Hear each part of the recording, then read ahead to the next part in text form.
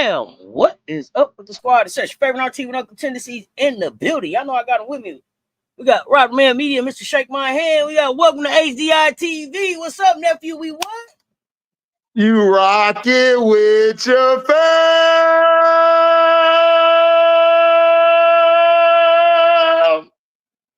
Oh, if that don't get your day started, I don't know what will. It's up on a Sunday, baby. Let's get it. I see. Hey, Bookie in the chat. Go Court. What's happening? Hey, Court. Hey, Bookie. Court balled out. Court been balling out lately. Court been balling, man. I don't know what it is. I guess it's the stud bud trend. Everybody got the pink hair on the team trend. Hey, they got something going on over there, man. They got something going on. I ain't going that far. I don't believe in Minnesota like that, nephew. I ain't going that far. But I am going to say, man, Auntie do not believe in Minnesota. They can win 155. Don't believe it. Minnesota is gonna be that team that I'm gonna have to come up here and just be like, my bad. Because right now I got listen, I love McBuckets. I love the stud buds. What I think, and I know it's a lot of stud bud conversation being talked about, but what I don't think is being talked about is that Courtney been in her goddamn bag. Nephew, listen, if you go back and watch Courtney, man, it's a lot of guards out here. It's some of your favorite guards. It's some of your favorite guards that got cooked lately. It's some of your favorite guards that got cooked lately. Like when Courtney turned in that corner lately, I don't know if it's extra bounce in her step. I don't know what it is, but Court been in that bag, and we ain't really talked about Courtney. Probably like we should. But you know what also helps? You know what also helps, Auntie? Dejanay's ability to take the pressure off her and Kayla on the perimeter. She can actually go and guard the point of attack now, and she's able to take that pressure off on where they can give more effort on offense. So that was a big move for them to bring Dejanay in. Dejanay had a great game today too. She took over that second half. Even before Dejanay got there, she was turning the corner on. J.O. a couple times. Turned the corner on J.O. a couple times. Like, hey, y'all can't do nothing with Courtney. She cooking y'all. Courtney ain't playing. Nah, she on demon time. She on demon time. Right now. We got a whole lot. Yeah, she ready for the smoke. Is Paige back? I don't know. I think she might be. Okay, you like? I don't know if she might be. It was a great move. Okay. Well, I think Mario, you said that since they're having success, should Fee rest until the playoffs? I mean, she can, because Fee's the type of player you could bring her back anytime. Like, she's not gonna dominate the ball. She's not gonna throw your rhythm off, because she can do other things. It's not like a player who's a ball dominant player coming back. So Fee could rest till the playoffs if they needed to. Like I said, me and Auntie, we talked about this last week. I said that I think they'll be fine without her. I think once Fee come back, they'll get better. You know, they still have to go through the playoffs. The playoffs is a different story. Like, people don't understand. Second half of the season, then it's the playoffs. Two different atmospheres. Now I could game plan against you.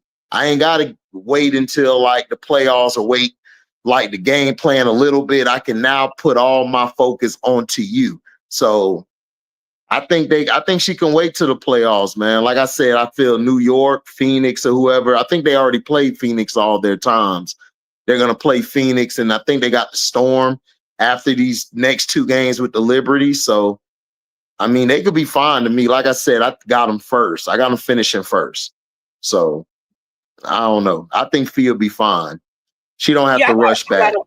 I got them finishing first. I just don't got them winning the chip. Yeah. They'll finish first. I don't got them winning the chip. Fever ain't doing nothing, Frank. Why y'all done? Y'all lost both of y'all best ball handlers on the team. Y'all stuck. Y'all stuck.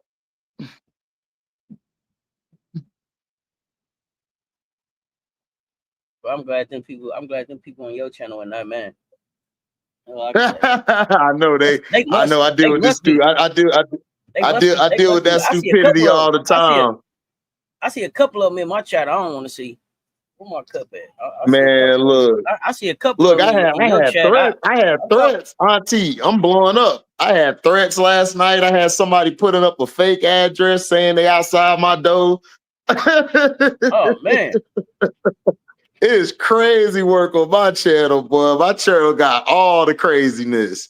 I see my. What you got going on, HD dog? What I miss? Man, I come in, look, fake listen, Rob.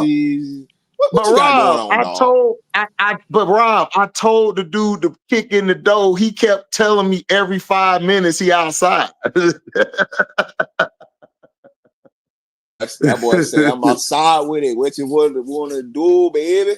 I'm outside. I'm telling you, man. Hey, man, I don't know what be wrong with him, man. Hey, man, you got to stop cursing these people out, man. Let them get in their little fifis, man. That little boy was tender. Nah, man. Tenderoni, man. Can't do it. Hey, man, you got to stop being tender out here. Listen, there's no such thing as internet beef, man. It's just cut it out. Ain't no such thing as internet beef. You ain't gonna pull up on nobody for real. You ain't finna say that to nobody's face for real, man. Cut it, man. Stop, man. Stop being tender, man. Hey, for those of y'all watching that overtime select, I don't know what's going on. All nighters got my ISO world down 2115 special K. What's happening? Today, man, look, I be cursing certain people out, man. You know, certain people, not everybody, man. Not everybody. Hey, man, you be testing them people manhoods, man. That's why they get mad at you, dog. You gotta stop testing them boys manhood, man.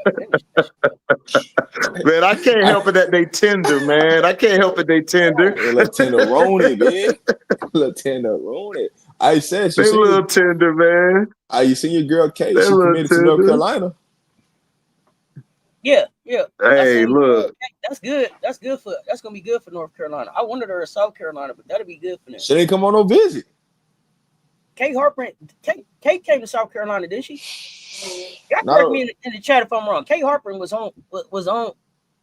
came to South Carolina, did she? I'm talking about when it really meant something for like decision time. I think she came on early, but I'm talking about like a real official visit. That's what I'm talking about. Yeah. The Fever winning the champ, man. Y'all won y'all championship. Y'all won the Commissioner Cup. That's all y'all getting this year. Frank Wright win the Commissioner Cup. What's up, Frank Wright? What's happening? I was happening, Frank. What's the word? Frank Wright. I'm specifically saying Frank Wright. I want to make sure I say the whole name. Oh no, I know what you're talking about. I know. Look, I said Frank Wright. I said right with you. I don't want no confusion. Yeah, man. There was some confusion that the other day. Now we had to tighten up the other foot.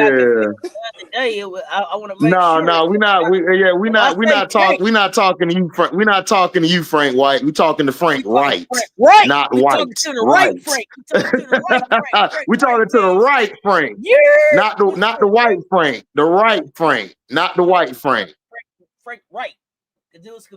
Frank, you ain't been right. Frank, you told me CC was gonna win MVP before the year, and I told you that's not gonna happen. You said she's ranked as the best. I said that's definitely not happening. And like, dog, you've been wrong all season. HD, on Wednesday, Friday, we had a CC fan and a Fever fan pull up on us. Come hop on the show.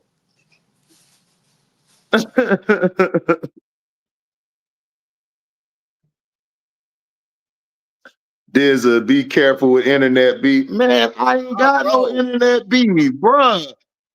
Look, I can't help it that y'all niggas can't take. I can't help it y'all niggas can't take when a nigga tell you somebody ain't all that. It ain't my fault. Listen, you brainwashed. What's internet beef? What can internet beef do to you? Right. Like, man, bro, I walk outside. I walk around my neighborhood. I drive around. Bro, ain't nobody finna just run up on me. I don't know why y'all keep thinking somebody gonna run up on me. Like, bruh, I live in real life. I don't live on the internet. Me too. Me too, Frank Wright. Special K versus Sanaya. I'm looking too. Sanaya team 26-19. I'm surprised. We all love sports. I like number 77 for Minnesota.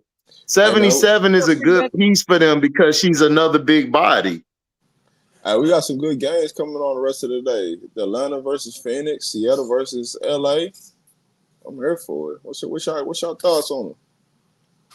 Well, Phoenix got to get their revenge on Atlanta because Atlanta beat their ass like bad last game, and then we got to see how Satou and the coach continue interacting in the DB thing. If they can get that straight, they'll be fine. Atlanta, I just wish they would just let Alicia Gray cook. Let me ask you a question about that, because everybody keep talking about the DB Satou thing. What I understood was Satou left and went to Germany with her sister because her sister had a medical procedure. So the Satou sisters, the Sabli sisters, took some personal time and when it got that handled. So and then when I just watched the play, DeWanna Bonner and Satou was high-fiving and giggling with each other. So is there really an issue, or was that just people trying to throw some salt in the game on what Phoenix is doing? I think after that Indiana game, and then once Satou stepped away, I think that kind of made it better. I don't think it was a beef. It's not a beef or nothing. I just think like it was kind of hard for them how to play with one another. I'm saying people was like, "Oh, Satou won out. She gone. She no, Satou didn't want out. No. Satou had a problem. Satou had a problem with Nate. She had a problem with Nate. Sometimes Nate rubs you the wrong way because he's an NBA coach. So he's still learning how to try to handle these women personality. So he benched Satou at the end of the Atlanta game. And she was kind of pissed at that. And no, he didn't bench at the end. He benched at the middle of the game. Yeah, middle of the game, my fault. Middle of the game. And then he basically came out and said, oh, she wasn't giving enough effort, la-da-da and stuff, and kind of treated her like she wasn't important or something, treating her like she just ain't, like she a regular ass player. And Satou got in her feelings a little bit about that. So her and Nate had to really talk. They had to really talk about that shit. But her and DB didn't have no beef. The issue was they were trying to figure out how to play with one another. But her real issue was with Nate. Nate was the real issue. But I think they cleared it up now because they all look like they back on point and they finna go from there. And Satou did her little personal leave. What happened when Satou went away? Everybody got back on the right page. They was like, oh, Satou, you don't think I'm a big piece? Let me show you. How important I am. The reason why I knew that shit happened at halftime because Satou was halfway to cashing on my goddamn ticket, and she was the reason why I didn't cash my goddamn ticket. So I was already mad. I was already hot with him. I was hot with Coach. You know what I'm saying? So that's the reason why I remember it happened at halftime and it happened at the end because she got voided at the end because she didn't play the second half of the game. So I was hot with him. You know what I'm saying? He called me a couple $100. You know what I'm saying? So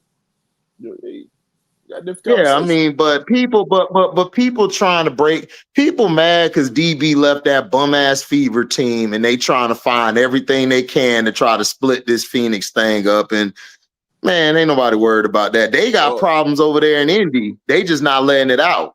They got a lot of problems over there. Well, here's a real issue. Here's a real issue with the Phoenix situation is half the people wanted DB to beat her, half the people didn't. But they knew it wasn't nothing they could do about it, right? Yeah, it's AT, she the leader. Got it, you know what I'm saying? So they just gotta find a happy medium on how many minutes everybody play and get the rotation. So it takes time. At the end of the day, I don't think it's gonna be something that's gonna stop them from getting where they're trying to get to. At the end of the day, it's just about making sure. Like the biggest thing with Phoenix is they got to keep everybody in the lineup together, right?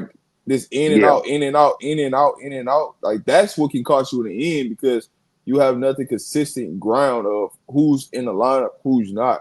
It's always something missing. It's always somebody. You know what I'm saying? So once they figure that piece out, everything else is gonna work itself out. Mm-hmm. But at the end, that's what I'm saying. It's like I don't even. So I think Satou they're very because deep. they're deep. So it's like, if you don't got it going, hey, guess what? We can bring Sammy right off the bench. If she ain't got it going, guess what? You know what I'm saying? Like, we got somebody. Yeah, but dog, you gotta understand, Satou, she's a superstar talent.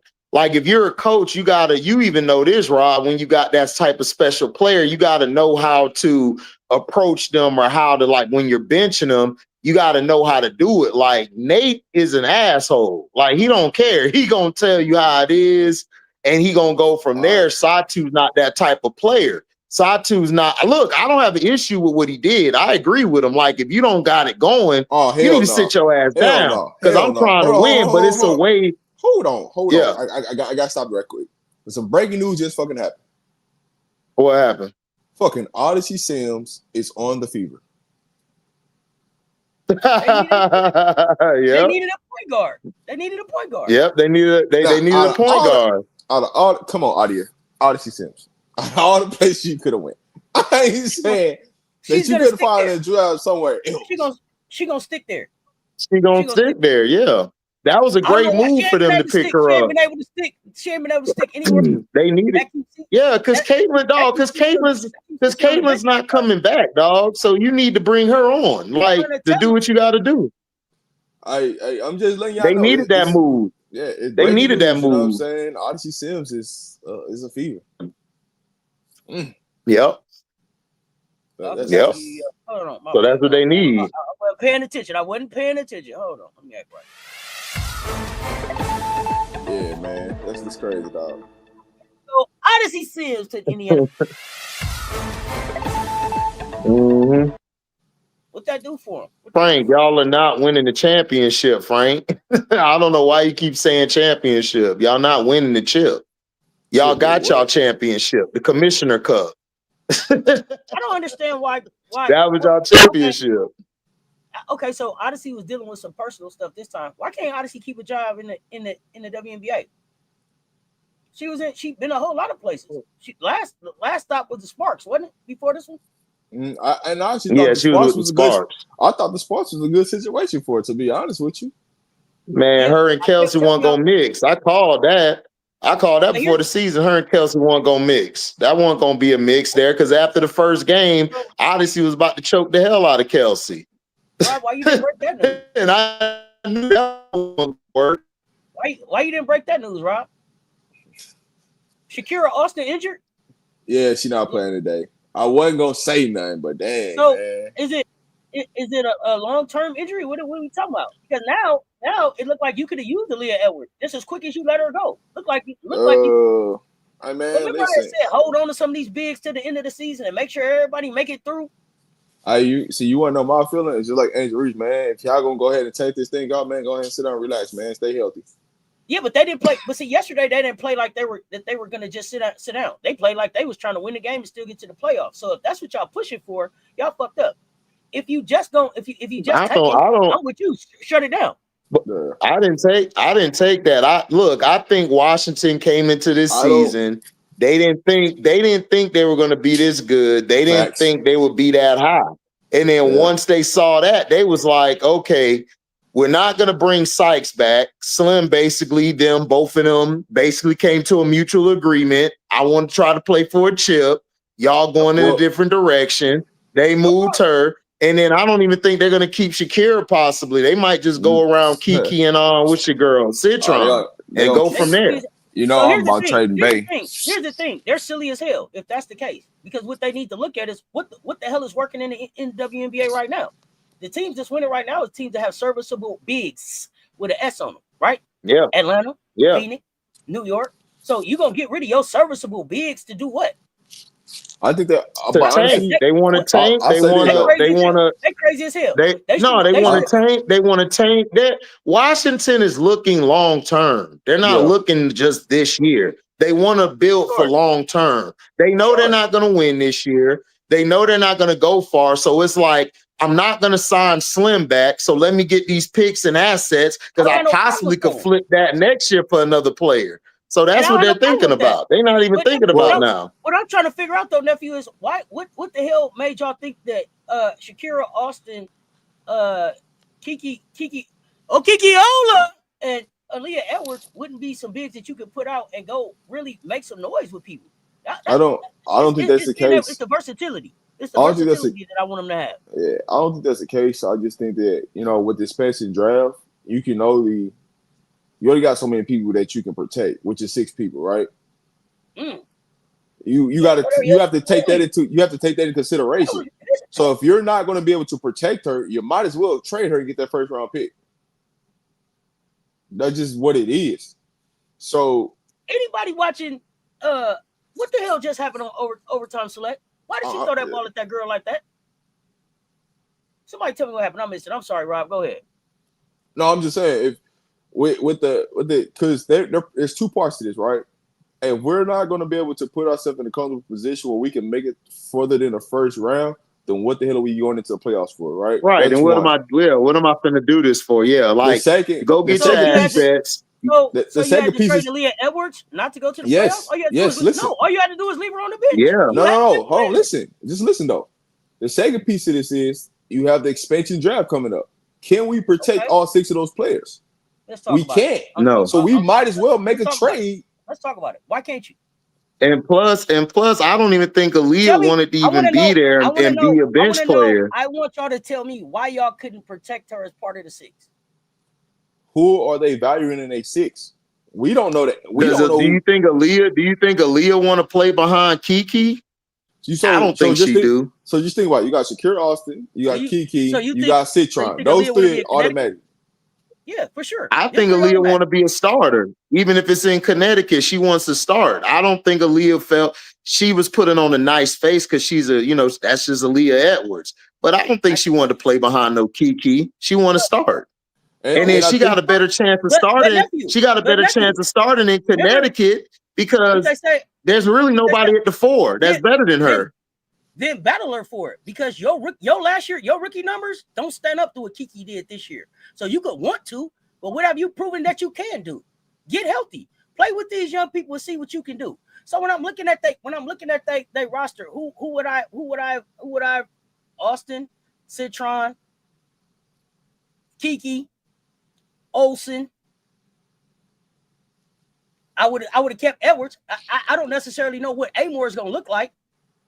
Alicia Clark, you can go. Big Mama Steph, I'd have got rid of you and got something back for you. Emily Inksler, I might hold you. Jade Melbourne, it's not like I couldn't keep them 6. It's not like I couldn't protect Aaliyah Edwards in them 6.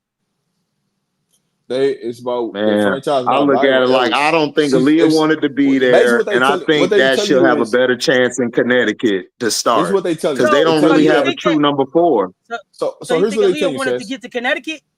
No, I ain't gonna say that. Here's what they tell you. No, I don't think she wanted to get to Connecticut. I just think she wanted to get somewhere where she'll have a chance to start at that 4. And she got a better chance at Connecticut because that's a young team.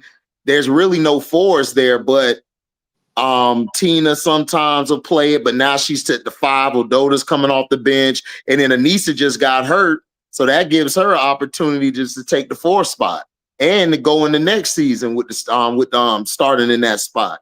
So I like her going to Connecticut. I think that's a big move for her. This is how I value this whole situation. They looking at Edwards was either the 6th or the 7th person. If we can get a first round pick and she's a 6th or 7th person, we're gonna bet on ourselves because we just hit at a higher rate doing this last draft, and we're gonna bet on ourselves to do it again. That's what I took from the situation. They got their eyes on somebody, so they got their eyes on multiple players, and that's the reason why they went and got that first round pick. Because now they got 3 picks. They didn't just get that pick for no reason. They trying to build through the draft. It's what we want to see. I didn't want her to go to Dallas either. We all love sports. I didn't want her to go to Dallas either. I really wanted Aaliyah Edwards to stay in Washington. You know why? Me, with the versatility that she just showed in the 1v1, I'd have put her out there at a wing a few times. Me, I would have. This young team right here, and like Connecticut's a young team. Shit, they not a more younger, impressive team than Washington. I know that. Connecticut as a young team don't impress me. Connecticut as a young team, Connecticut's front office, Connecticut's coaching staff, it doesn't impress me more than this young roster, this young front office, and this young coaching staff. So if I'm Aaliyah, I'm not. I want to get away from here and let me see what Connecticut is doing. When I heard Connecticut, my heart dropped. I ain't gonna hold you. It'd be nice to play with Tina this year, but Tina ain't gonna be there next year. Then what the hell do we do? I told you they're going all I European. mean, she possibly, but hold up, but Tina possibly could stay with the organization and do what Deladon's doing with Washington. I see her doing that.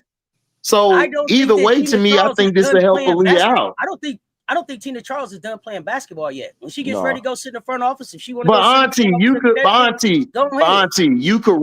you could run Tina at the 5 and Aaliyah at the 4. Anissa's not a better forward than Aaliyah Edwards. No, because and then Adota, I don't even think they're gonna keep Adota next year. I think she might move on. She not gonna get protected. She gonna get picked up by a Spencer team. Right. They ain't gonna protect Adota because I wouldn't protect Adota because I would let her do her thing. They're not gonna protect her. Yeah. So that's what I'm saying. You'll have her there. You got Anissa Moore, who possibly gonna be a backup. You got Sanaya Rivers. You got Mabry. And you possibly will keep Bria Hartley or somebody else if you want to. Other than that, I'll be surprised. I think Aaliyah I think this is a good spot for Aaliyah Edwards. I think she'll actually get the spot and she'll do what she got to do. And you got Tina Charles there who gonna do nothing. I give her respect. Tina Charles has been a great vet this year for them young players. So I think that'll help Aaliyah game grow even more. She was a great vet for the people in Atlanta. She was a great vet for Chicago. Yeah, she's a great vet all the way around. She's a great vet, period. But I don't. Yeah. Here. I didn't like the move. That's just it. I didn't like it. But I mean, look. But so here's the thing. I don't see the bright spot. The possible places because where she could have went. She could be in her comfort zone of Connecticut till they move her to Boston. The places where she could have been at, they already made moves. So because Washington was trying to get a first round pick for her. New York was like, we're not going to give you a first round pick. You know what I'm saying? Every place where she could have went to, they weren't trying to give her a first round pick. It's just they found the dummy to give them a first round pick, which is Connecticut. Connecticut. Yep. I guarantee. But I mean, look. I guarantee if Vegas had a number 1 pick, she'd have been in Vegas. Listen. They move to Boston. They're gonna get more. They're gonna get more airtime. They're gonna get more looked at. That'll be good for Aaliyah Edwards. She'll be in a bigger market and she'll get more shine. And plus, she's gonna go to Unrival and cook again. So I like it for Lily. I think Lily will be straight. I think this is a good move for her and both teams. Washington can still build for their future, and Lily could do what she got to do up there in Connecticut, soon to be Boston in 2027. One thing if she decide to stay, because she could decide to go somewhere else. Because look, if she could go somewhere else because her contract to be up, or they could take her for that team option. So hey, she's in a good spot. Yeah, one thing you do know is Washington. They looking for a wing, so they looking for a wing, and they looking for another guard in the draft. Them two is already solidified. Yep. And so that third pick is just gonna be a big. So they looking at it as, hey, for what we finna expand. Tell me the we can get better. Tell me coming out the player coming out the draft that's more versatile than Aaliyah for them to pick up. I don't think it's necessarily about that. It's about the overall team play. If we can get better at the wing spot and we get better at guards, we can always go and we can always hire a big. That's how they envision it, right? I might not have it today, but what's coming up in the draft, how I'm trying to build this roster out with the younger talent.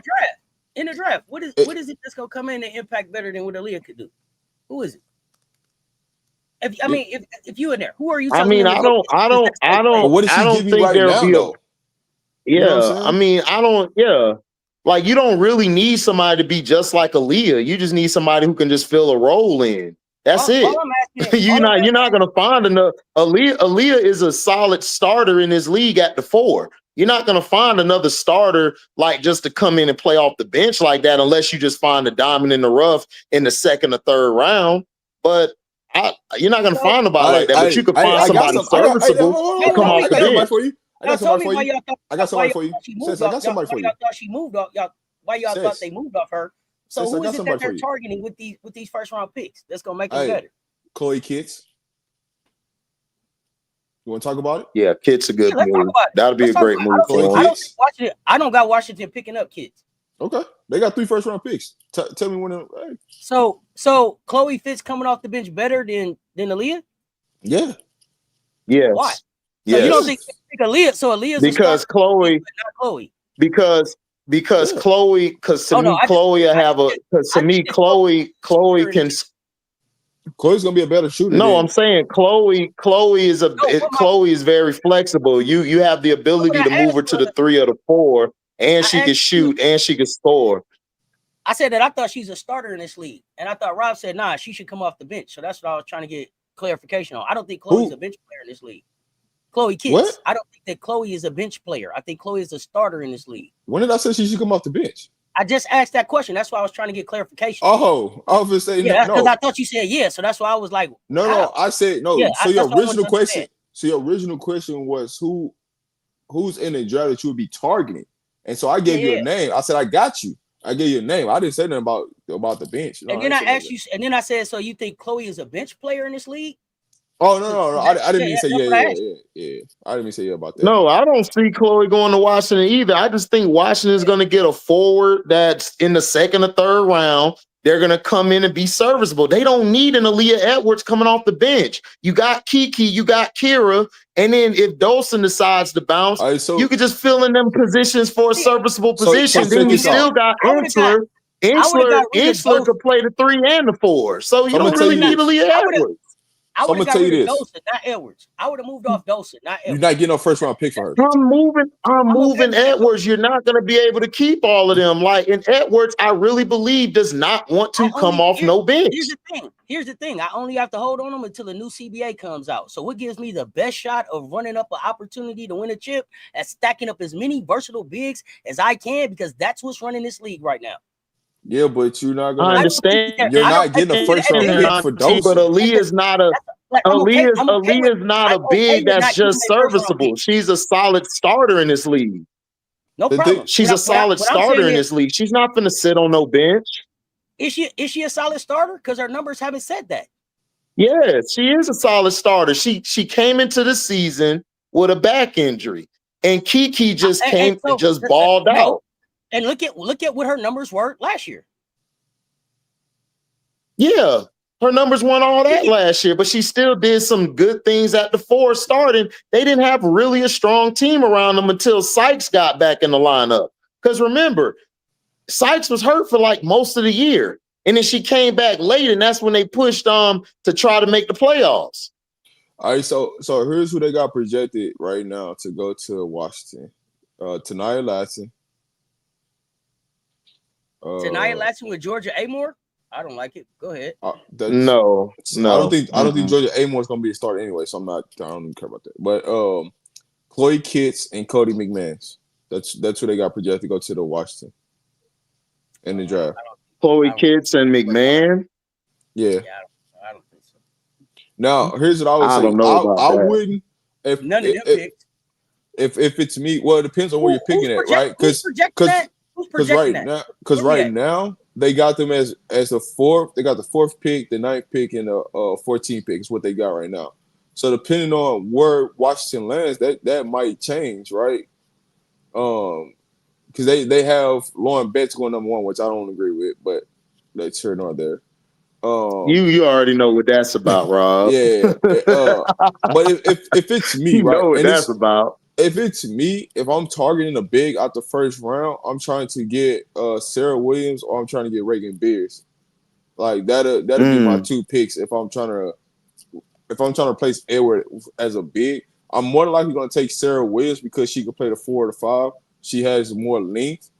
But you're going to need a Reagan Beers down the road because of all the 6'7" bigs that's going to be in the league in the future. So that's who I'd be targeting if I was in the draft. Right. I mean, I don't know. I don't see Kitts going there, but Kitts will be a very versatile player for a team to pick because I want to see how she does because I think she could play that 3 at times depending on the system and depending on the player at the 4 or the 5 with her. But she'll be versatile on the defensive end as well. So Washington, if they're going to keep Shakira and everything. Then I don't see them getting a Kitts. I wouldn't get a Kitts in the 1st round if I'm keeping Shakira. So here's my thing. So here's the question I got for you, right? Because this is based upon who's drafting, right? So you got Dallas lands the 1st pick, right? Minnesota lands the 2nd pick because of Chicago F up. Right. Then Seattle gets the 3rd pick, right? Then it's Washington, Chicago, Toronto, Portland, Golden State, then Washington is where they projecting Chloe Clears to go number 9. So when you look at the franchises in front of her, where she could possibly be picked at, ain't really no good situation in front of that. Medina Okot gonna shake up the whole draft around the bigs. Okot and what she do this year at the Gamecocks gonna shake up everything y'all think about the bigs. Y'all watch this. So that's the thing about it. A 6'7" big with guard handles that can shoot the 3. Should Washington move Georgia? Mario, Washington's not going to move Georgia anymore. They already said they got her a part of their future, so they're not going to move her. They're going to put her around. She's going to be a part of the rotation with Sheldon, Lucy Olsen, and them. They possibly will keep Suge too.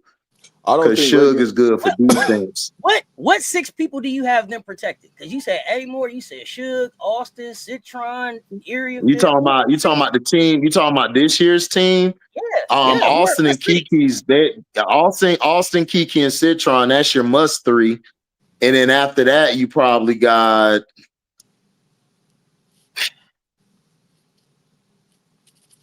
I would probably keep. They're probably going to keep Lucy Jordan, which is 4, Georgia A. Moore, and then possibly either Sheldon or Anxler. They're going to let everybody else go. Anxler is who they're going to protect because of the size and versatility. Yeah, so they're going to keep Anxler. That's the only reason. That's the only reason why they let. There was a reason why they let A go. Was because of that. So if Georgia, that's what I was saying, Rob. Because Anxler can play the 3 and the 4, so that they're not going to keep AE. So they were like, "Why should we keep you? We got versatility." If Georgia A. Moore is not ready to go at the beginning of the season, who is their point guard? They already got their point guard. Suge. You said what? Suge was not one of the. No, I didn't hear you. What you said, Auntie? I didn't hear you. If Georgia A. Moore, based on the 6 that you protected, to me, if you don't protect Suge, somebody picks her up. They don't just be like, "Oh, well, Suge just out there, she'll come back." Somebody will pick up Suge. So if Georgia A. Moore is not ready to go at the beginning of the season, who is their point guard? So I mean, probably Lucy or Sheldon. Lucy or Sheldon. No, I got see for me, I got Silk standing there. I think somebody's gonna take Jada from them because 2 people gonna be gone, right? Each team gonna lose 2 players from the expansion teams. So projecting out the 2 players, right? I think Jada will be gone. I think she'll be one of the players that get picked off of Washington. I think Suge, some way, somehow, is gonna end up sticking in Washington more than people think she is. Is Suge an unrestricted free agent at the end of this year? I mean, everybody unrestricted. I think so. Yeah, she is. I mean, if I'm speaking from me, what I would do, I would keep Suge because you're not gonna find a 2-way guard like that. Like it's hard to find them. So I would keep Suge. That's just me. I don't see what's happening with Nice now with this move. I don't think they're gonna protect I don't think they believed in Anissa. I don't think they believed in Anissa like that, Michelle. Plus, Nisa got hurt. So I mean, Nisa will be a backup for next year. Like if she come back, like they're gonna keep Nice. She's gonna be a backup for if she learns how to shoot the ball more, she can move to the 3. Because she's undersized to play a starting 4 in this league. The 4s are too big. They just too big. It's not her ability. She got ability, she can play, but she's not gonna be able to take that pounding for the whole year against these 4s. These 4s are like she could play it good against the backup 4s. But the starting 4s, nah. Oh, y'all forgetting they got she gonna struggle with. They got JC Sheldon over there too. So she got picked up. Yeah, that's what I said. So JC, but that's what I said, Rob. They're gonna protect Sheldon possibly. Yeah, so Suge is probably gonna be. I don't think they're gonna protect Amors. You know why? Because she's coming off his injury. I don't think somebody's gonna. They don't know what she can do. They ain't been around the medical and stuff. So for me, she white and she a point guard, Rob. Yeah. Remember, she white and a point guard. Yeah. So for me, the people that might get picked up out the expansion draft will be Clark. Somebody's gonna try to pick her up out of the expansion draft, or either Jada or JC. One of them 2 gonna be picked up, and I think Suge is. They're gonna resign Suge. So Suge will probably end up being a starting point guard next year. JC or Jada, one of them 2 gonna get picked up out of the expansion draft, if not both. Okay. And then they keep. Then if both of them get picked up, then that means they get to keep on the clock because you can only forgot pick two about players from the Mel team. Byrne. I forgot about Mel Byrne. So one of them two gonna be a part of that. So one of them are gonna get picked up. Then Mel Byrne or Sheldon gonna be gone. I could see that.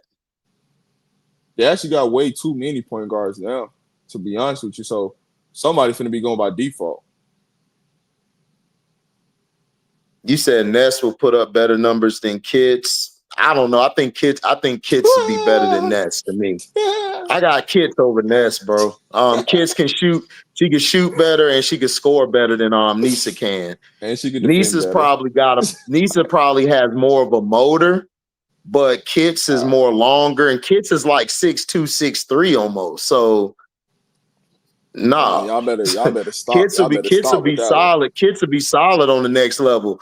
Nisa too small, bro. Like if you watch the games, like Nisa's been struggling against the bigger fours in the league, the ones that are long too. I just watched the LA Sparks game where she got. I saw the LA Sparks game where she got hurt in. She was struggling against De'Erica and Azare and them. And it's not even about the better force. It's about if anybody with size, and length, she's gonna struggle against them because she's just so. Yeah, I mean that's it. I mean she can play. Nice can play. Like nobody's questioning her talent. It's y'all got to understand. Like this isn't like college anymore. Like we say this about CC. This is not college anymore. You're not gonna go against. Everybody you going against is big and long and they can bang with you. You're not the only one who can bang anymore. You can get away with that in college. Now, everybody on your level now. Now what you gonna do? And then if you don't have the height or the girth or the size, you're gonna get dominated. It just is what it is. I mean, that's just being real. Like, I mean, I understand you probably don't like Kits, but I like Kits. I think Kits has more upside than Nisa. And I think once Kits develop that outside shot more, she going to be even more dangerous. That's more added to her game because she got a post game. She got some good feet for her size. Oh, yeah, I would have Skit. I mean, I don't want nobody on the sky, bro. I want Angel and Miller to lead and Ariel. I want all three of them going. Hold on. Man, they don't understand.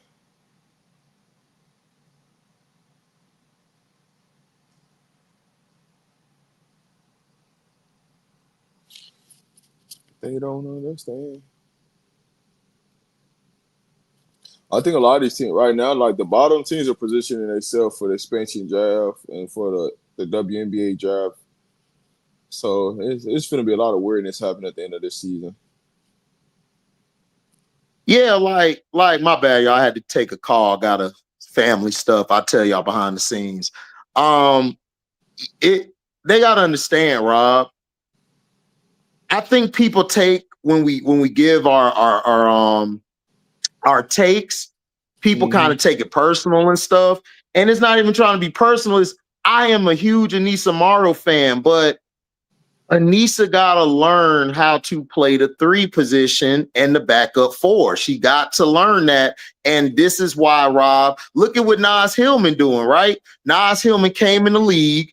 She couldn't shoot a lick. And she was a 4 in college. But guess what she did, Rob? She learned how to shoot the 3. She learned how to get position to bang. She learned how to play the 3 position, play around the perimeter.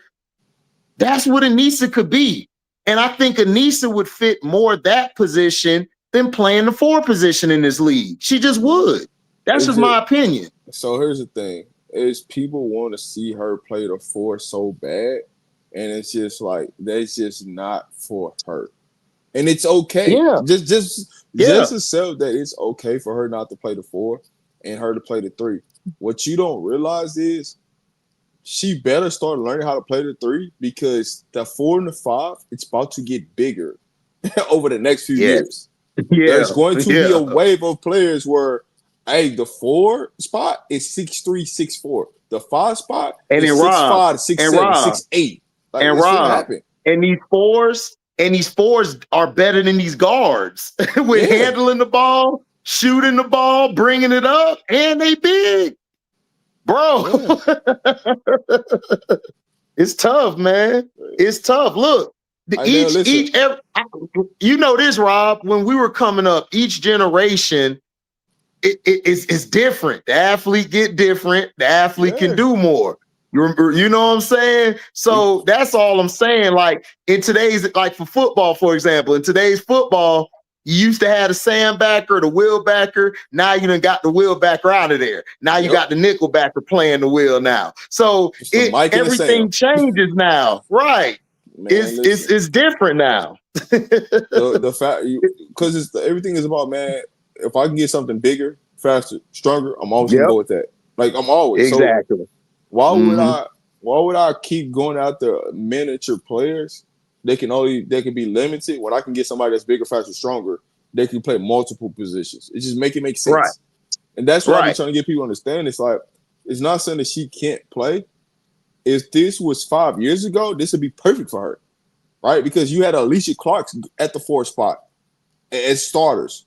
You don't got even her, she's struggling at the 4. You know what I'm saying? So this is what it is. Like, you have to adjust to what times are now. And what times are now is, hey, 6'4". To be honest, the best player on the floor is at the 4 spot. So that means you have to go at the best night in, night out at the 4 spot. Because the best players used to be the 5 spot. Well, now all of them have to jump to the 4 because of the wavelength of the 5 that's coming into the league. Yep. You got to adjust. But Rob, this is why I wasn't high on HVL or Georgia Amore, because you know how I feel about HVL. Yeah. Because listen, Pow is way better than what they do. She could do that way better. And Pow could play off the ball. So she could give you 2 things in one.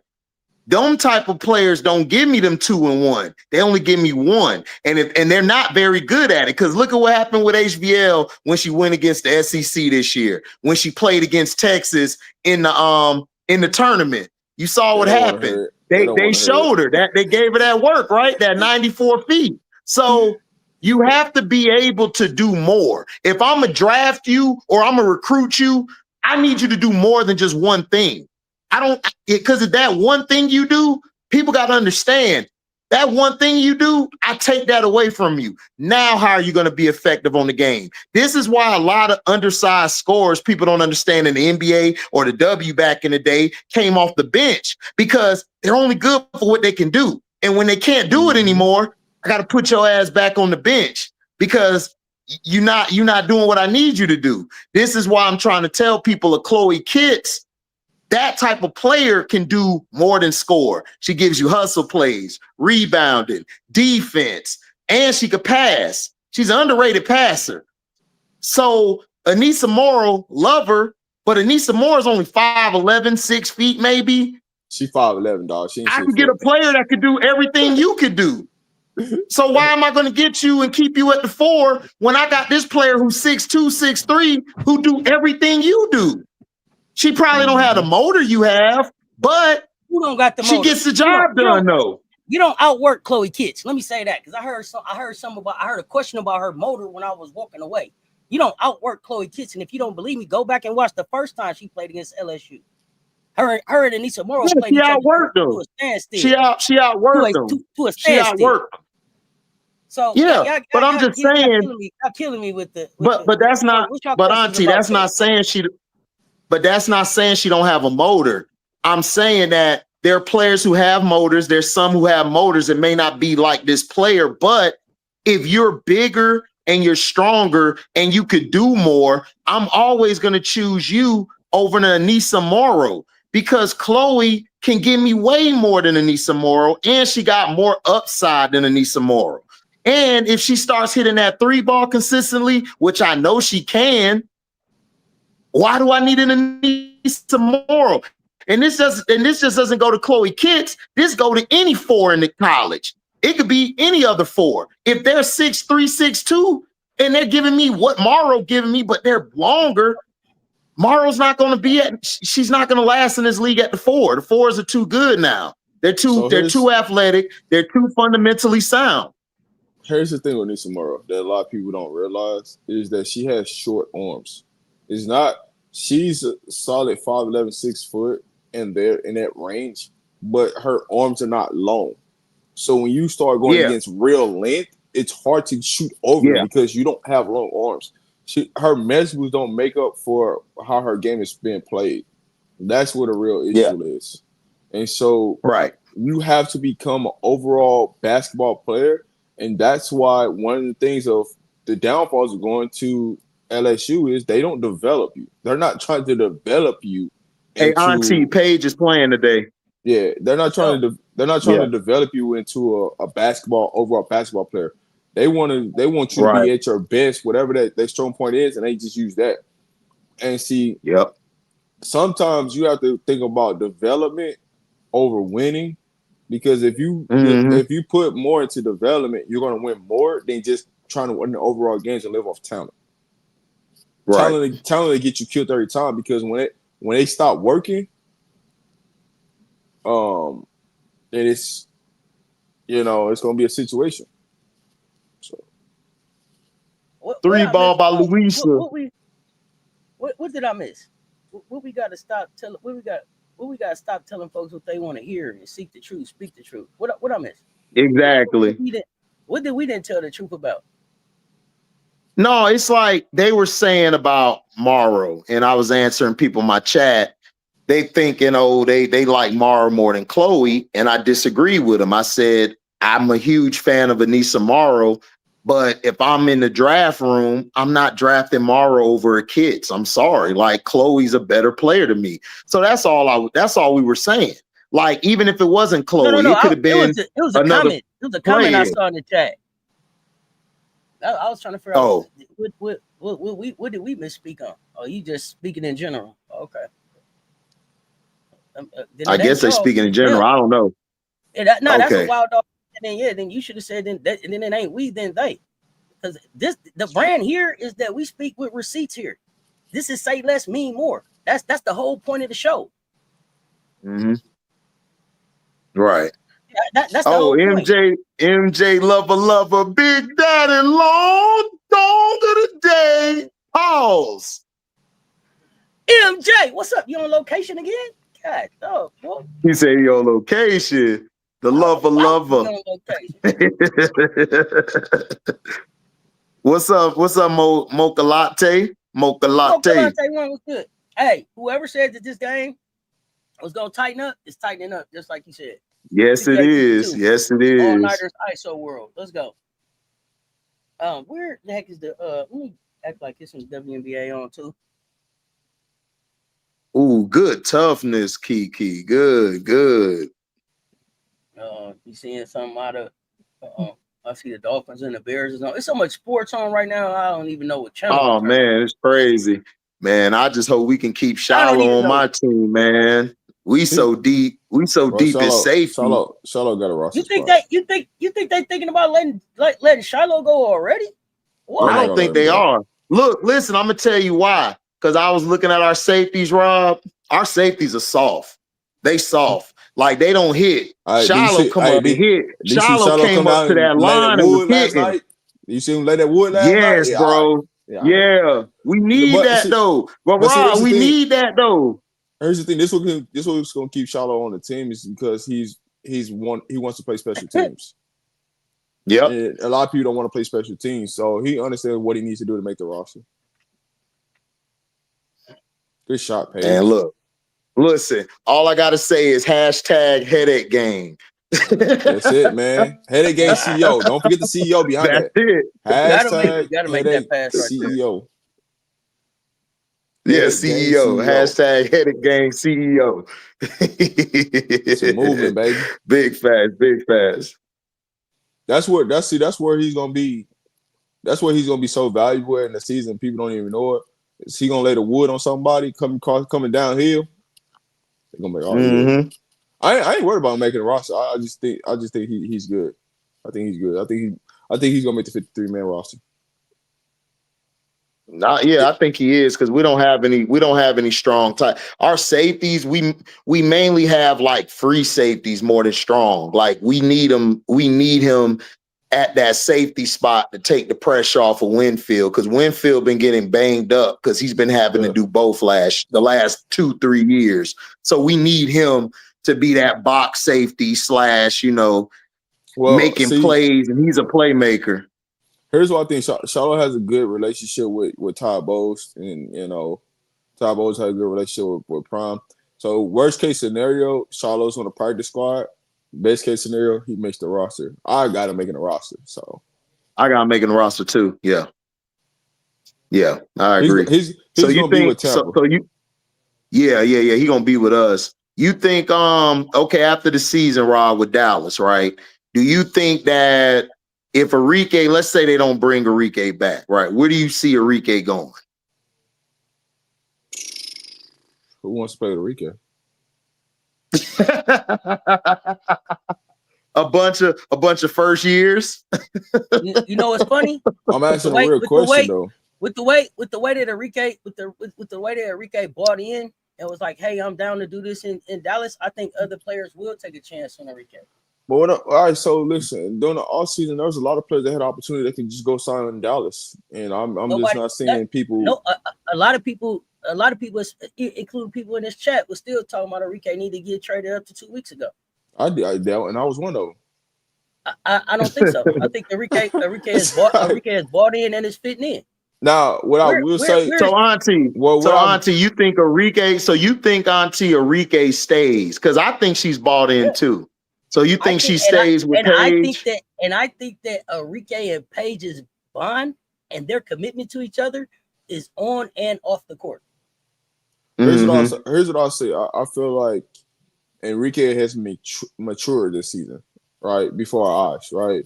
Now at the beginning of the season, did I see it? No, and that's part of the reason why I'm like, yo, you gotta get her out of it. If this is her attitude and the way she's demeaning, what she's gonna go after it. Now, what I think helped Enrique was her getting hurt and sitting here watching it and sitting here watching, Paige and the system and what they were trying to put in place work. That's when Enrique really super bought into the process. But before that, I was like, yo, trade Enrique, like get her out of there, because I just don't see how this can be successful long term. The way Enrique's been playing basketball for this last 3 weeks, yeah, you can keep Enrique around for that. So now what are you building off of? Part of it is buy-in, but part of it is they defined how they were going to work around the coach. They had to figure that out. What they figured out was how to go to and you watch them now. They sit in the huddle, they act like they listen sometimes to just show you that they're not, and then they huddle up afterwards to decide what they're going to do. They got to a point where they had done enough together to trust each other. So regardless of what he's talking about, this is what we're going to do. I don't know if I trust him, but I trust you. And that's what I see with this team right here. Trust. That press conference when Paige spoke up for Enrique, I think that really made Enrique feel like, okay, like Paige shows by action. Paige not gonna talk and do all of this. Paige is action. Enrique to me, Enrique's an action. Enrique's an action type of player. She's gonna go off of your actions than what you're saying. And when she's seen how Paige spoke up for and how both of them wanted to work, I think Enrique's bought in, man. I think Enrique wants to do something with Paige. I think she sees the future more. And then look, she saw the young girls out there balling, Zaza and Quinterly. That made her feel like, man, like it made her feel like she was a young player again. Sometimes you need to sit back and watch, like Auntie was saying, to let it digest and be like, okay, it registers now. Okay, I see what I can do now. Because like you said, Rob, I'm with you. I thought she needed to be moved early on in the season because she wasn't buying in. But like Auntie said, it took for her to get hurt. And she had to see that. Like, look, I could do something here. I could build something special because, Rob, I know we love playing the game, but what's the ultimate goal in basketball? To win a championship. Yeah. And this is your best shot to try to get one in the next couple years or 3 years with this young team. And then you got the draft picks. I'm not going anywhere, bro. Like, because if you go somewhere else, you got to start all over and do that process again. Why not stay where you're comfortable at and just buy in and call it a day? That's how I look at it.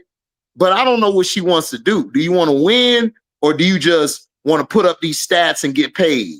I mean, hey, listen, But if that's her prerogative, I got no issue with it. I have no issue with the players getting paid what they're worth or what they want. But at the end of the day, you want to win a championship. So I don't know. It depends on her mindset to me. And I think she could buy in. That's just me. So for me, even if she does stay, I think they got Luis that could be bumped to the 4. They just need to solidify, the 3 spot and the 5 spot, who that's going to be. I agree. I think that's Dallas next step. I think the 1, 2, right, Paige Rique, they're good at. You think Diamond could play the 3, Rob? You think Diamond could play the 3 or no? Man, she still ain't showing me that she's developed anything in her game. Mrs. and Mrs. Beckers will take care of these roles on this Rob team. said, hell no. But hold on. I'll take that back. They actually do got a 3. She just ain't healthy. They actually do got a 3. I'll take that back. Maddie Segrist, yeah. Maddie Segrist is going to be the 3. Here's the thing. Out of Paige and Enrique, who would you put at the 3? Segrist. And then I would bring Diamond off the bench. Out of Paige and Enrique, which one of them would you put at the 3? Paige. Are you sold that are y'all sold that they get rid of the point guard that they bought there anywhere? Ty Harris? Y'all think Ty going at the end of this season? I don't think you. If you're gonna bring, I don't think so. I wouldn't get rid of Ty. Yeah, I wouldn't get rid of Ty. No, I wouldn't get, because you know why? Ty is a player that she'll accept either coming off the bench or starting. She could do both roles, whatever she needs. She's a role player. Like, I want to do whatever best for the team. So you don't get rid of them. You don't get rid of Ty Harris. You don't get rid of that type of player. So no, I don't see them getting rid of Ty Harris. Because look, I love Quinterly, but right now, like, I would rather have Ty at the 1 and then Quinterly coming off to relieve her. And then if Quinterly's balling down the stretch, then I would let her start the 4th quarter and let her ride out. I would play with Quinterly like that until she gets consistent enough to run the team. So that's me. That's what I would do, Auntie. What I will say, though, I do like the combination of them bringing Maddie and Jones off the bench, Haley Jones off the bench. Yeah, I think that's just a different version. That's a different dynamic. Because now you got Haley Jones pushing the ball after a rebound, and you got shooters around, right? The lineup they got in right now, I like this lineup, right? So y'all think Lee Rue is out of there? I think no, I think she got a solid spot. No, Lee's staying. Listen, Auntie, I'm not getting rid of Lee. Lee's starting at that 5. That's my 5. That's what I'm asking. That's what I'm asking. That's what I was asking. I thought Rob was saying they needed to decide what they were going to do at the wing and the 5 because they he said the wing. He said the 4. He said the 4. I thought he said move Louisa to the 4 and figure out what they do at the 5. Yeah, you mean Louisa to the 4. What are you doing with Lee if you figuring out what they doing at the 5? I see. For me, I got Lee. If I could get a starting center, I'm bringing Lee off the bench because I think she'll be more effective. Not to say that she's not effective as a starter, but I'm looking at who she's out there in a rotation with when she comes off the bench, right? She can be super dominant because now you got a Haley Jones that's looking to pass the ball. You have a Maddie Segrist. You have a shooter that space the floor. Then you're pairing with Paige, right? In that backup lineup, so you have a bunch of passes on the floor with her. Versus in the starting lineup, you got more scores in there. So that's why I'm bringing her off the bench with more passing, and then you might have a Diamond Miller and a Haley Jones at the same time, and they both want to do the same thing and pass the goddamn ball. I'm thinking about who can get her involved in the game easy versus her playing with a bunch of scores out there on the floor. Yeah, I understand what you're saying. That's why Luis fits the center. That's why she fits the 4 spot perfect for their starters. They just need to figure out the 5 spot in the wing. What they're gonna do? Who's gonna start? Who would you get for a 5? Like, would you get a 5 that's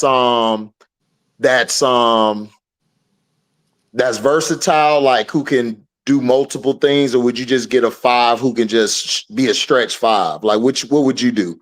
Like Azare, would Azare fit? Would Azare be a good fit?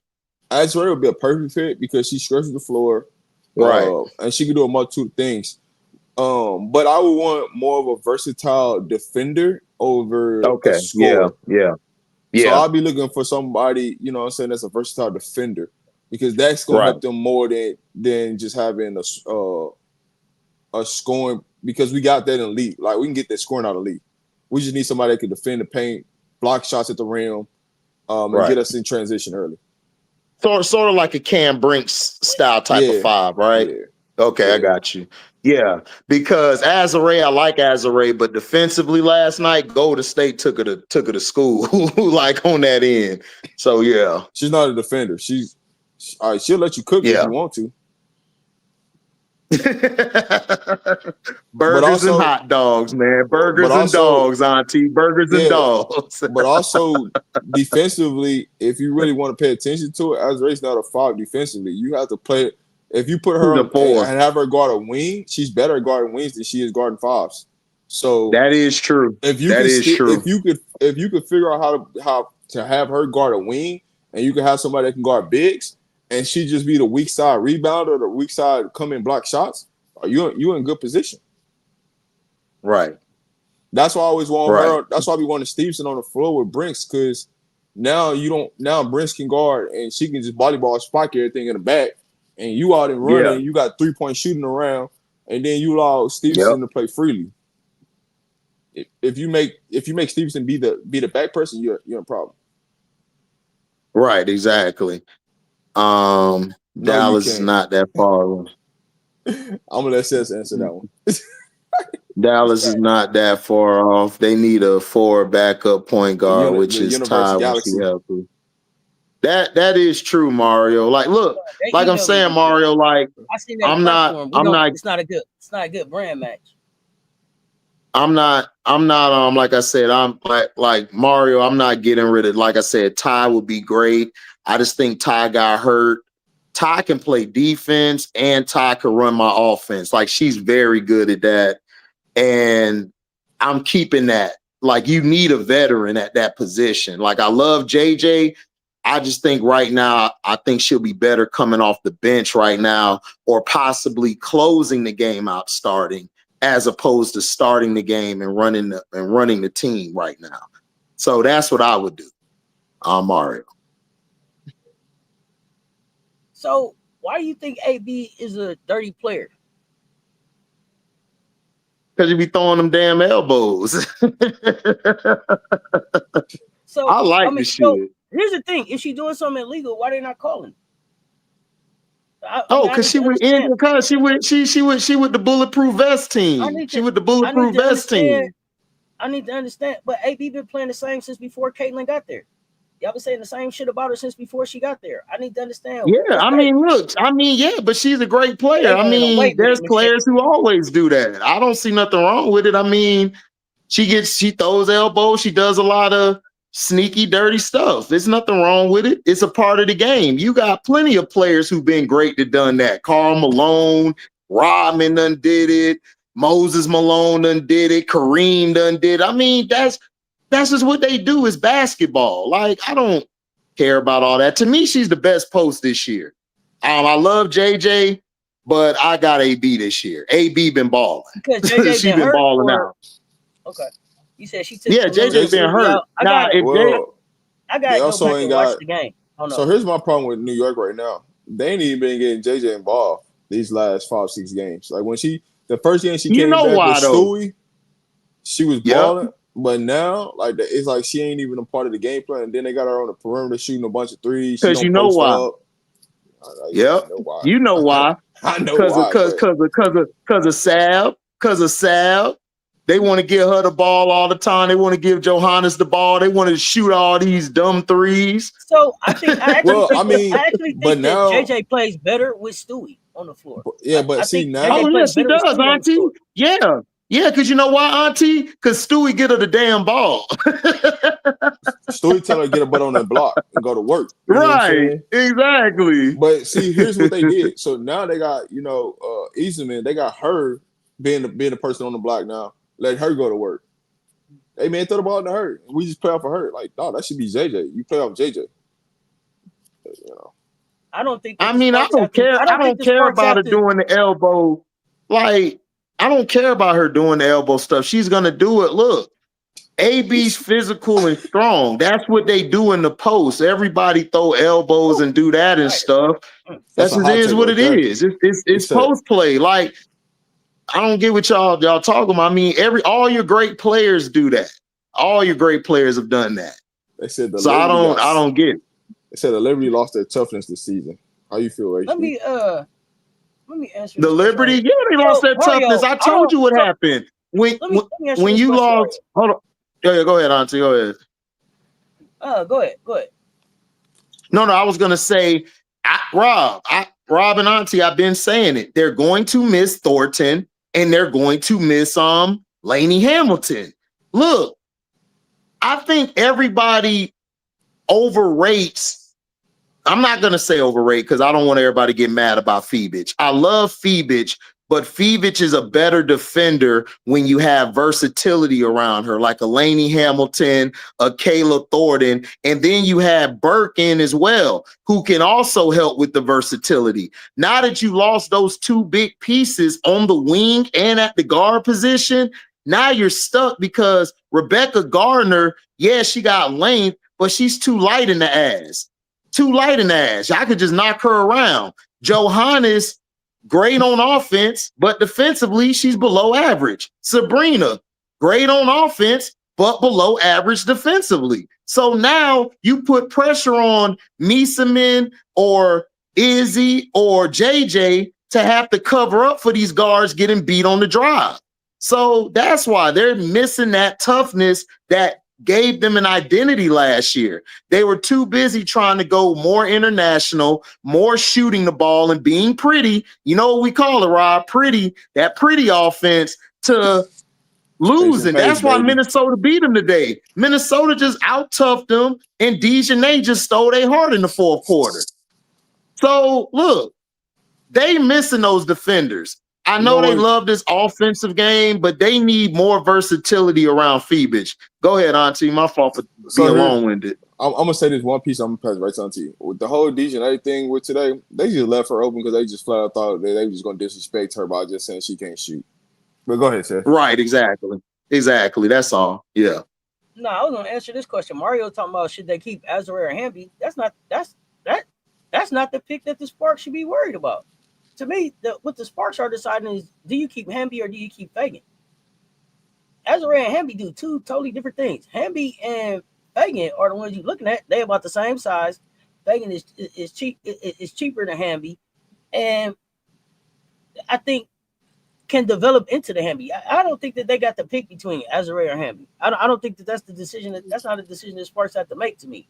Why do you think they got to pick between them two? LA in a real situation. I don't think that's the LA pick in a real situation because they got to really figure out who they gonna protect. They in a real situation. You think so? I mean, well, let's name it off. You got Kelsey. They're gonna keep Kelsey. They're gonna keep Kia. They're gonna keep Cam. They're gonna keep Ray. You got to keep Ray. Ray's your versatile defender. And then 5, who you gonna keep? Azure, right? Yep. And then I'm keeping Fago. That's what I said. Hamby or Fagan. That was what I said. I'm keeping Fago. I'm keeping Fago. What? Sarah Ashley Barker, I like you. You earned a spot someplace probably in this league. I don't have to keep you. Julie Alomar. So Julie does a lot for them that does not show up in the stat books. She does. I agree. I don't know if they would just keep Julie over Kelsey. I don't know. They may figure that out. I don't know. Hell no. I would keep Kelsey over. Look, I love Alleman, but you also got to think about the bigger picture. Kelsey could go on a heater and win you a bunch of games. So I can't get rid of that. They got to make a decision because what it does is it puts them in the same situation where after all of this is said and done, you got to sign a point guard. Yeah, that's true. That's true. So my thing is you got your starting 5, right? And then you got Sweet Baby Ray. So then whoever that 7th person is, right? You know, like that's Cam, right? If you take their starters and then you take Sweet Baby Ray, Cam's technically quote unquote their 7th best player. So that's gonna knock somebody out the way, right? But I disagree with that because once Cam is healthy, Cam is a starter. Yeah, she's a starter number. Cam she's a 5. She's a starter 5. Yeah, come off the bench. They're not looking at Cam like a 7 piece when they're talking about who they saving for they. I'm just taking the way the rotation is right now. I'm not saying that. Yeah, but they're not making their decision based on the rotation. They're not looking at Cam like, are we going? Cam is for sure one of the 6 that they're gonna save. they're not looking at Cam like, is she a 7? We might let her go. Really? Look, I'm keeping Cam because listen, I love Azure, but Cam got way more upside and she's a better defender. And then I got to keep Kelsey because Kelsey's basically that's basically like one of your faces of the team along with Rakia and Cam. So that's your big 3 basically in the next coming years. Then you got Baby Ray, which is your best defender, versatile player. And look, people gotta start talking about Ray Burrell. Her impact on the floor is crazy when she come off the bench. She changed the whole dynamic of the game. And De'Erica, I love De'Erica, but she's older. So you can get away with just keeping Fago. That's why I'm going Fago. But and so here's the thing. Your question earlier, Wild Dog. LA went live. We didn't catch a copyright, so I'm not sure what you're talking about. Yeah. We didn't catch. Here's what I'll say. LA doesn't. Cancel, Mike. I don't know. LA doesn't have a first round. LA doesn't have a first round pick, so that's what I'm saying. No. You have to. They're thinking about this in a different situation than most teams are because they don't have a first round pick. So if they lose somebody, they can't go really draft them. So they're gonna have to. They have to hire them. May not be able to draft them, but if I'm LA, I'm saying, damn, what I've shown so far, I could probably go get me a vet that'll get me through, so I can get me a draft pick next year, or see what I can do to the trade. Somebody gonna want to come here. Would you core if the core is still in place? Would you core one of your like Azure or De'Erica and see if you can get a first round pick, or try to go get a veteran with that pick? Like, what would you do? Here's the thing about like the expansion draft. If somebody's on a core there right now, you don't have to protect them. So in that sense, if they core the De'Erica, then they're good because that's technically they got 7 people that they can actually save. So then you don't even have an issue. So it's all about who they core in that situation. De'Erica Ray will still be on a rookie deal, and what's her name will still be on a rookie deal too. Also, Rakia. So the only people that you're gonna possibly core in that situation would be Stevenson or Handy. That return to that team. So as long as one of them got cored, then you're fine. Then you don't have to worry about it. Right. I got you. That makes sense. So I mean, so then they possibly could core one of them and then just protect the other one. If that's what they want to do going in. That's what I would do. Well, you have to. So this all has to be done before the end of the season, right? So by the last regular season game, they have to say who they are, what the future is, and then turn it into the league. So when they go to the expansion draft, they know who's out there, who's available. So that's why the questions are being valid right now, or real question that needs to be asked, because as we get closer to this last game of the season for the league, everybody has to turn in a roster of who they're protecting and who's not being protected. So when they go into the expansion draft in December, those teams know who it is, and you can't change your mind. So Gigi Banks them get ready to play right now. But Wild Dog, I don't know, you got a copyright because of the game, or you got a copyright because they was playing music at the game that you let play over your live? You can always talk over the music. No, you can stream from the game. You just can't do it.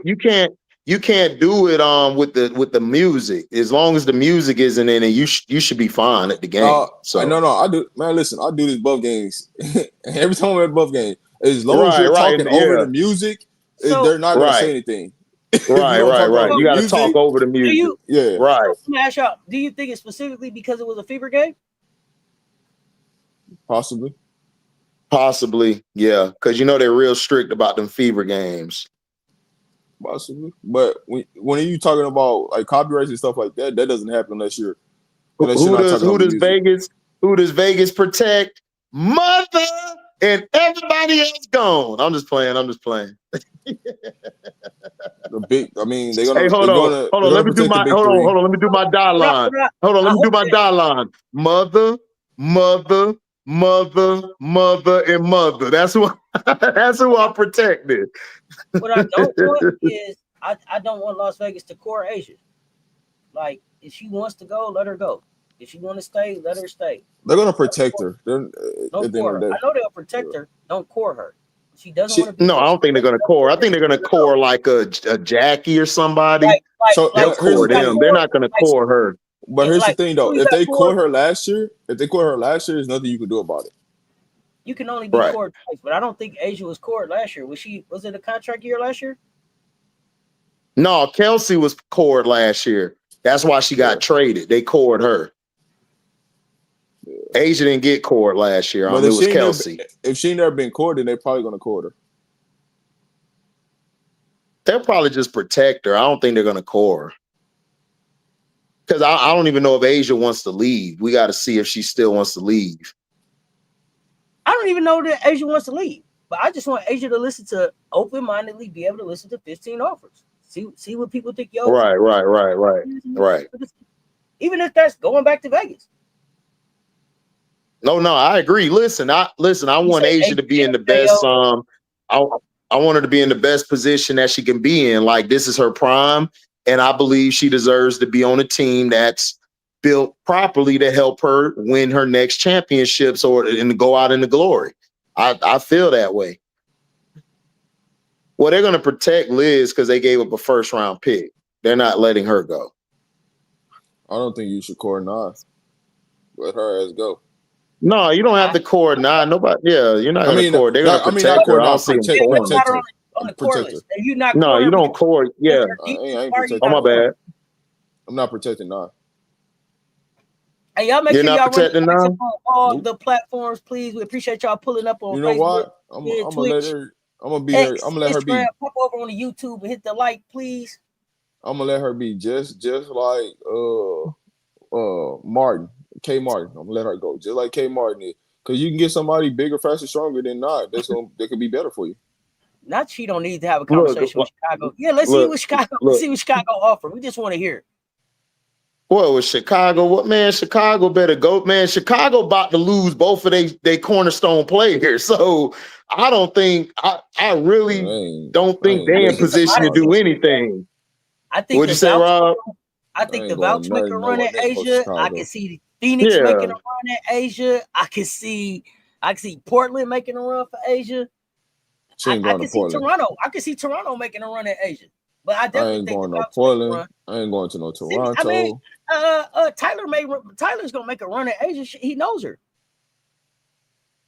I ain't even listen. Chicago calling. All right, cool. Pick up the phone. Click. Nice having words with y'all, man. Man, listen, Chicago calling. Hey, I respectfully decline. Listen, Chicago. That's the only thing I'm going with Chicago. Chicago gonna have a bunch of Euro players, not the good ones, on the team next year. That's all they're gonna have, bro. I'm telling you, nobody want to go there. I'm picking up the phone. Unless I respectfully decline. Unless you somebody who needs a last resort, that's the only way Chicago getting somebody, dog. Nobody going to Chicago. They gonna get a whole team full of Euro players that aren't good, the not good Euro players. Because I'm being real. I don't even see Angel and Miller really being there next year, y'all. I'm sorry, I don't see it. They got to be there because they're on the contract. Because they're on rookie contract. Yeah, they're on the contract, but I don't think they're gonna finish the season with them. I don't see it, but we'll see. I don't see it because I could see them. And I can see both of them. I can see both of them.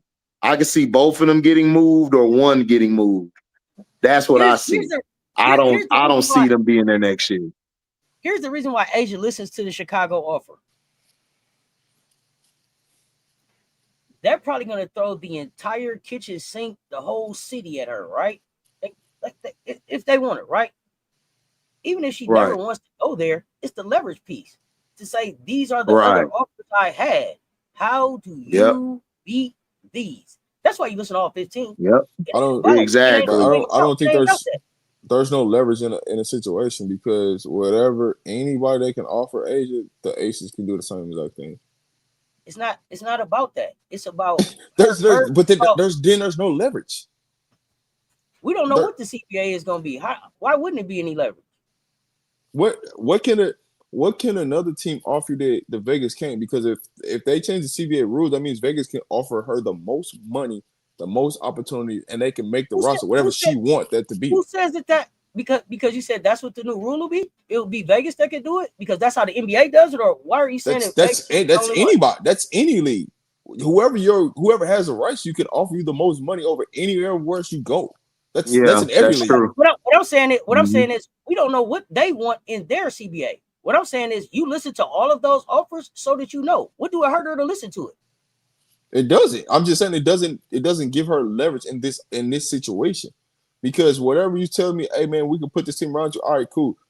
All you think you're gonna do is just tell Aces, hey, you need to go trade for this player, this player. That's all you're gonna do. Here's the thing, though, Rob. If Las Vegas could do what any other team could do, why they ain't did it the last 2 seasons? What they waiting on? If they could just bring people, but here's the thing.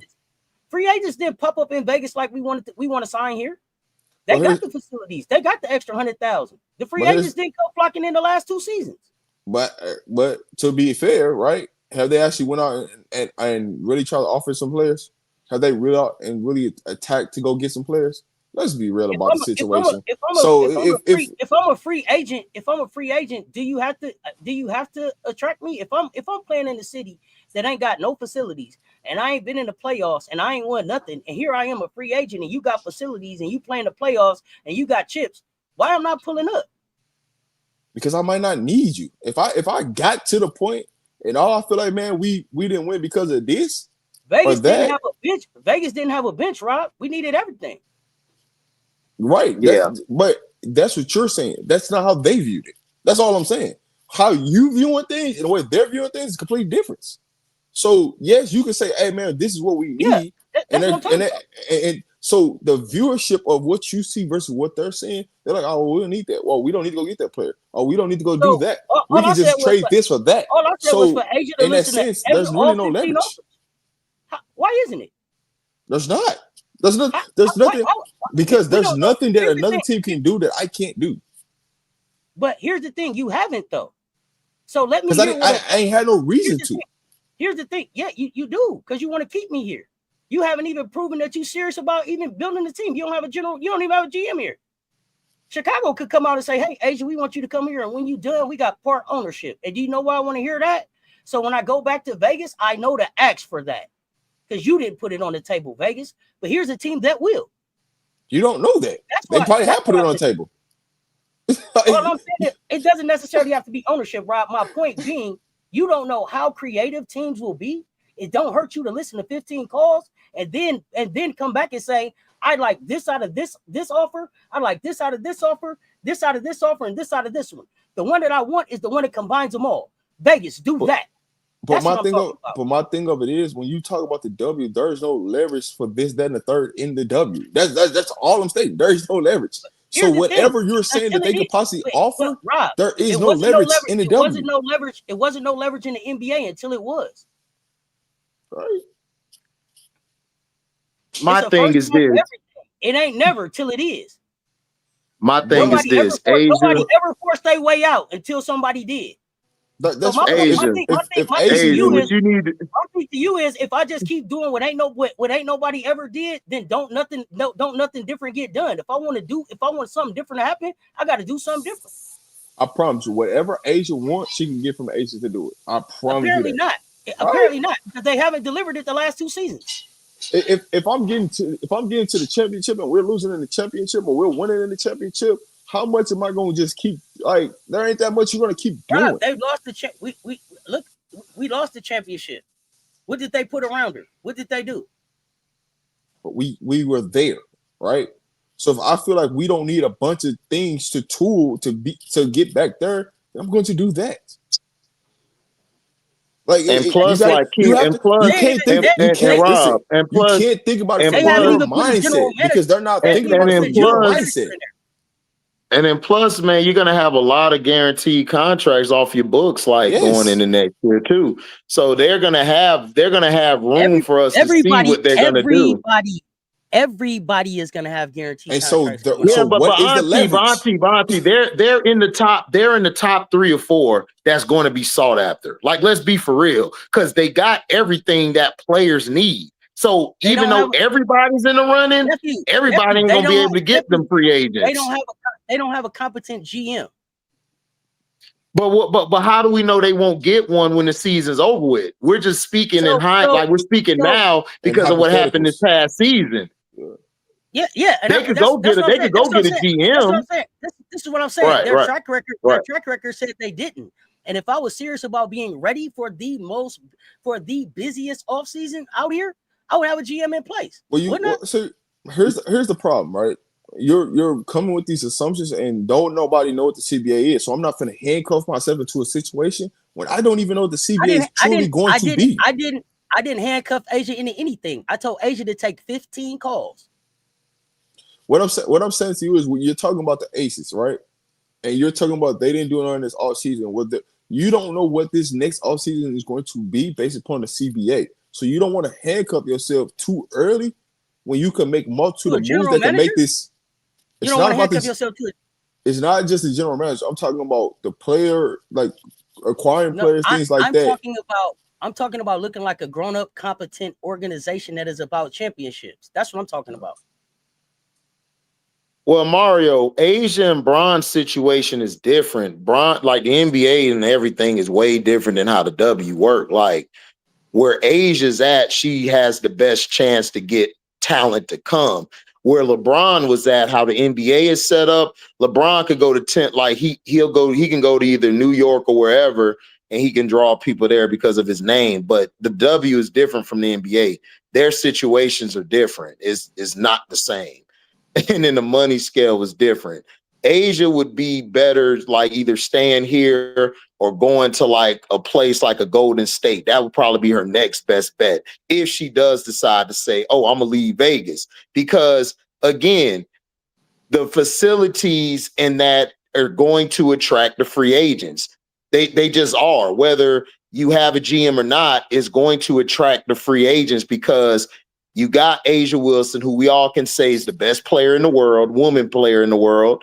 And you got J.O. there, and you get paid from the city to go play. So I just think this year, I just really think they just winged it this year because they were like, everybody's going to be on 1-year deals, and then we'll just come back next year with either a GM or something else. That's how I looked at it. I don't think they really were like stressing just for this year. They were just trying to get enough talent to get by. That's just how they were looking at it, to me. All right, so I got a question. Do you think if Asia would have played the Unrivaled, do you think the Aces would have did something different? Do I think so? No, I don't think they would have. Because most of the deals that happened and why people landed where they landed was because of Unrivals. It wasn't because of nothing else, right? Right. Well, and so I mean, so with that being said, right? If when Asia goes into the offseason, she goes rest, but she also goes and work out and get herself right. She's not really around a lot of WNBA players. So, but hold up, but listen, Rob, but listen, here's my pushback. You still had J.O. and Chelsea there. Yeah, but I'm just saying. But when I'm talking about Asia, right? That's the difference than we talking about Jackie and Chelsea, right? If Asia shows up and you're on Asia's team, you know what I'm saying? You're going to find something out that you truly didn't know about her by playing with her. It's different when you're playing against her than playing with her, right? And so you don't understand how unselfish Asia is in a moment or in a situation and things like that, right? So that could have played to, hey, why the Aces didn't make a move or why so-and-so didn't come here. I'm just looking at it from a bigger grand No, you're right. You're right. No, but I don't think, I know I'm gonna sound crazy saying this. Remember when Kobe would go out, there's free agents, right? He didn't go to where these free agents were, right? And all. Yeah. You just think Asia's built like that. Asia's the type, if you don't want to come, she just look at you as you don't want to grind. You just don't want to grind and you don't want to work. Like that's how I get. Asia's more Kobe Bryant to me mentally wise than like a LeBron. Like LeBron is like Nafisa and them. They'll go talk to you. They'll have dinner with you. Kobe was like, man, look, listen, you gonna come or not? Like it is what it is. So then how is she looking at her teammates right now that didn't show up ready to go this season? How she's looking at them? I mean, I just think Asia.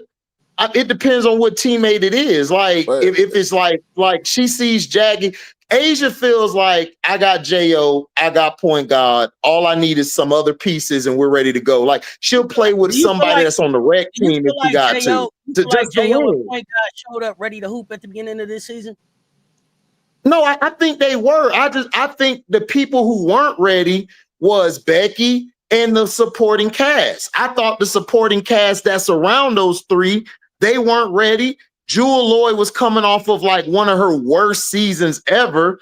And that's what I think happened. And then now they're starting to catch stride because everybody, they finally found the pieces that's on the roster now. Everyone's locked in. Now it's time. Okay, let's go get it. Asia don't take me as the type to say, I need this, I need that, Asia the type that says, okay, this is what I want. I either get it or not. It doesn't matter. I'm finna go out here and bust your ass. That's just how she is. As long as she got J.O. and Chelsea, she can get anybody else. But if she don't have one of them, then I can see Asia, what we doing? That's how I see Asia being. But I think Asia feel comfortable because she got J.O. Because I think J.O. is the best guard, two-way guard in the league. I think she is, in my opinion, or in the top three. So Chelsea, her resume speak for herself. So that's what I think Asia's looking at it from. I don't think Asia's looking at it like how a Fee or a Stewie will look at it. Like Fee and Stewie come off to me as they'll come and see you and they'll talk to you like, yo, let's do this. And Asia like, look, you finna come or not? This is the names I want you to get. I'm good. If you want to, I'm Asia. You should be happy to be on the team with me. That's just how she feels. And I think a lot of these players, I think they're scared to go over there and actually work. That's why a lot of them didn't come over there. I think they're scared of that work. That's just me personally. Let's just be honest. Not all these players want to win a championship. Some of them just want the money. They don't. So exactly, Rob. Let's be real. Don't. So for you to go want to play with upper echelon teams because you understand that it's going to be a grind and what their involvement is. So trying to say that a lot of these free agents, they didn't come there. A lot of these free agents just don't want that. I won't even talk about the free agents right now, though. Who I asked y'all about was the people that's on her team, the people that she done put. I understand that, but I'm breaking it down from a different level for people to understand. When you talk about going to Vegas and why people wasn't interested in going to Vegas is because some people may not want that. They just the lights are too big for them. They don't want to be in that spotlight. Okay, before we go there, I want to get clear about the answer to my question, which was, what does Asia think about the players that's on her team right now that didn't show up for her last season and part of this season that she put rings on their fingers? That's what I want to know. I don't think so. So here's the thing, to answer that question, right? What she do? I don't think she feels some type of way, right? Whatever happened at the beginning of the season, they over it. They're looking ahead. They're looking at the future right now. They're looking at making this playoff run right now. So what you might think, you still hold on to what happened at the beginning. If you continue to hold on to what happened at the beginning of the season, you're gonna fail. So at this point, the only thing we can do is shut down, put our heads down, and go to work and bring your lunch pail to the game, right? And so how you might think she feel about her teammates from the previous and what happened, that's over with. That ain't nothing we control. What we can't control is effort, attitude, and defensively what we bring to the table right now. So then when does she ask for what she wants and needs from the team? Did you not hear what she said after the game? After this last game? She literally talked about it that's literally what she said in her interview. Mm-hmm. No, I didn't. That's what I'm asking. What did she say? Whatever she said is what she said to her team. She said they had a players meeting. She told them what it was. No. I'm talking about when did she tell the organization what she needs? You said it's not now. When is it then? I don't think it doesn't matter about the organization. It matters about right now. And she's got everybody locked in right now. So what all that organization and stuff, that don't mean nothing right now. We're talking about what we're doing right now to move to the future. Yeah. Because she's looking at the future. She don't care about all that happened earlier. It's over with. Now we got to lock in and play. That's her mindset. Like Asia don't take me as the type I'm worried about what happened earlier. And she's like, let's play now. Are we talking about what they doing right now, or are we still talking about Asia taking 15 calls at the end of the season and making a decision? What we talking about? Where we at right now? I mean, at the end of the season, I just really don't see her going nowhere. I think Vegas is going to give her the contract. I didn't say she had to go anywhere. That's not. I didn't say that. No. I didn't say you did. Auntie. I'm just answering your question. I'm just saying that yeah, that's what I'm saying. I said that there might be 15 offers on the table to try to go get her. I just don't think she's going to pay attention to them. I think she's going to stay with Vegas. They're going to try to go get a GM, and they're going to go from there. Like, I think Asia wants to finish her career with the Las Vegas Aces. I don't see her just getting up and going anywhere. And they're going to try to build a team to win the championship next year. That's what I see them doing at the end of the season, if there's not a strike.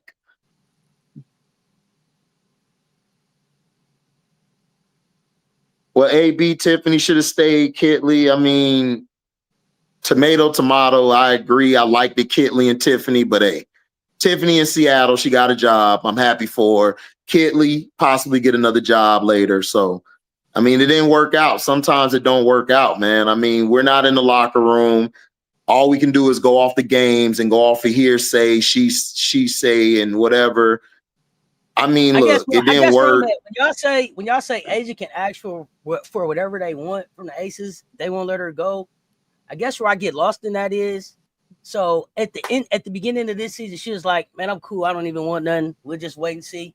After the end of last year, when they left the Timbs and the do-rags on the floor, and everybody was sad, and they was like, "Nah, we finna come back on our shit. We gonna look different."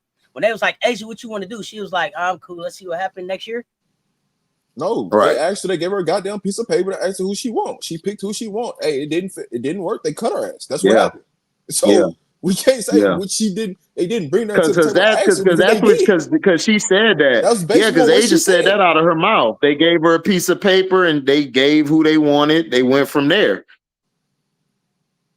They asked her. So they asked all of them. So here's the thing: if I bring you a piece of paper and I ask you what you want, and you tell me what you want, and you don't say anything else outside of that, what else do I have to go off of? I'm gonna tell you what the problem. I'm gonna tell you what I feel like the problem was.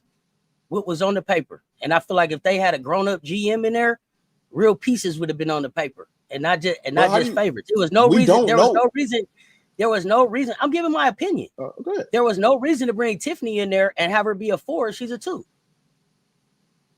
But also I can push back on that. I can also push back on that because they actually brought in pieces, but they were hurt. So it's just a time frame of everything. If you would bring Tiff, if you bring Tiff, and if you bring Tiff in this, and if you bring Tiff, GM brings a list of hurt players in and be like, "Who you want?" They not that healthy, but we'll see.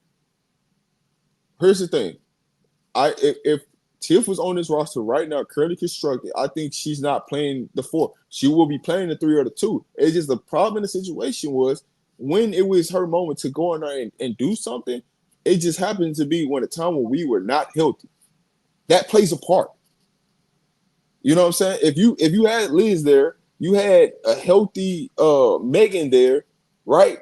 I don't think that situation happens. It just happened to be the time frame of when everything would transpire, and that's what it was.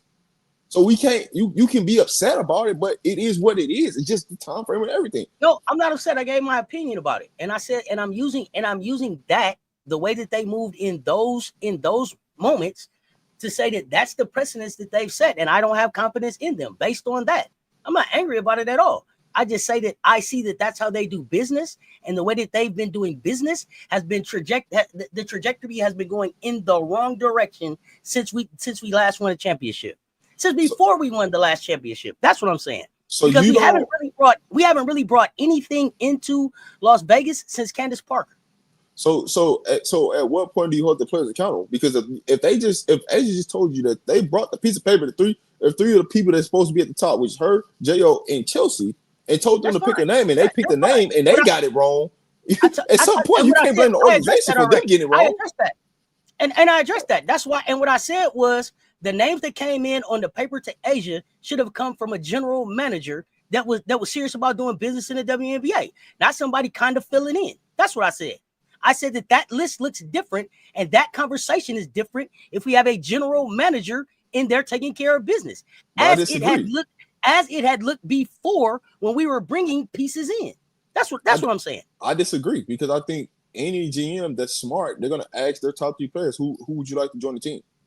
Here's I didn't say that they wouldn't ask, but you can disagree. What I said was What I said was the list that the GM gives to the players to pick from looks different than the list that she got. That's what I said. I didn't say that you wouldn't ask them.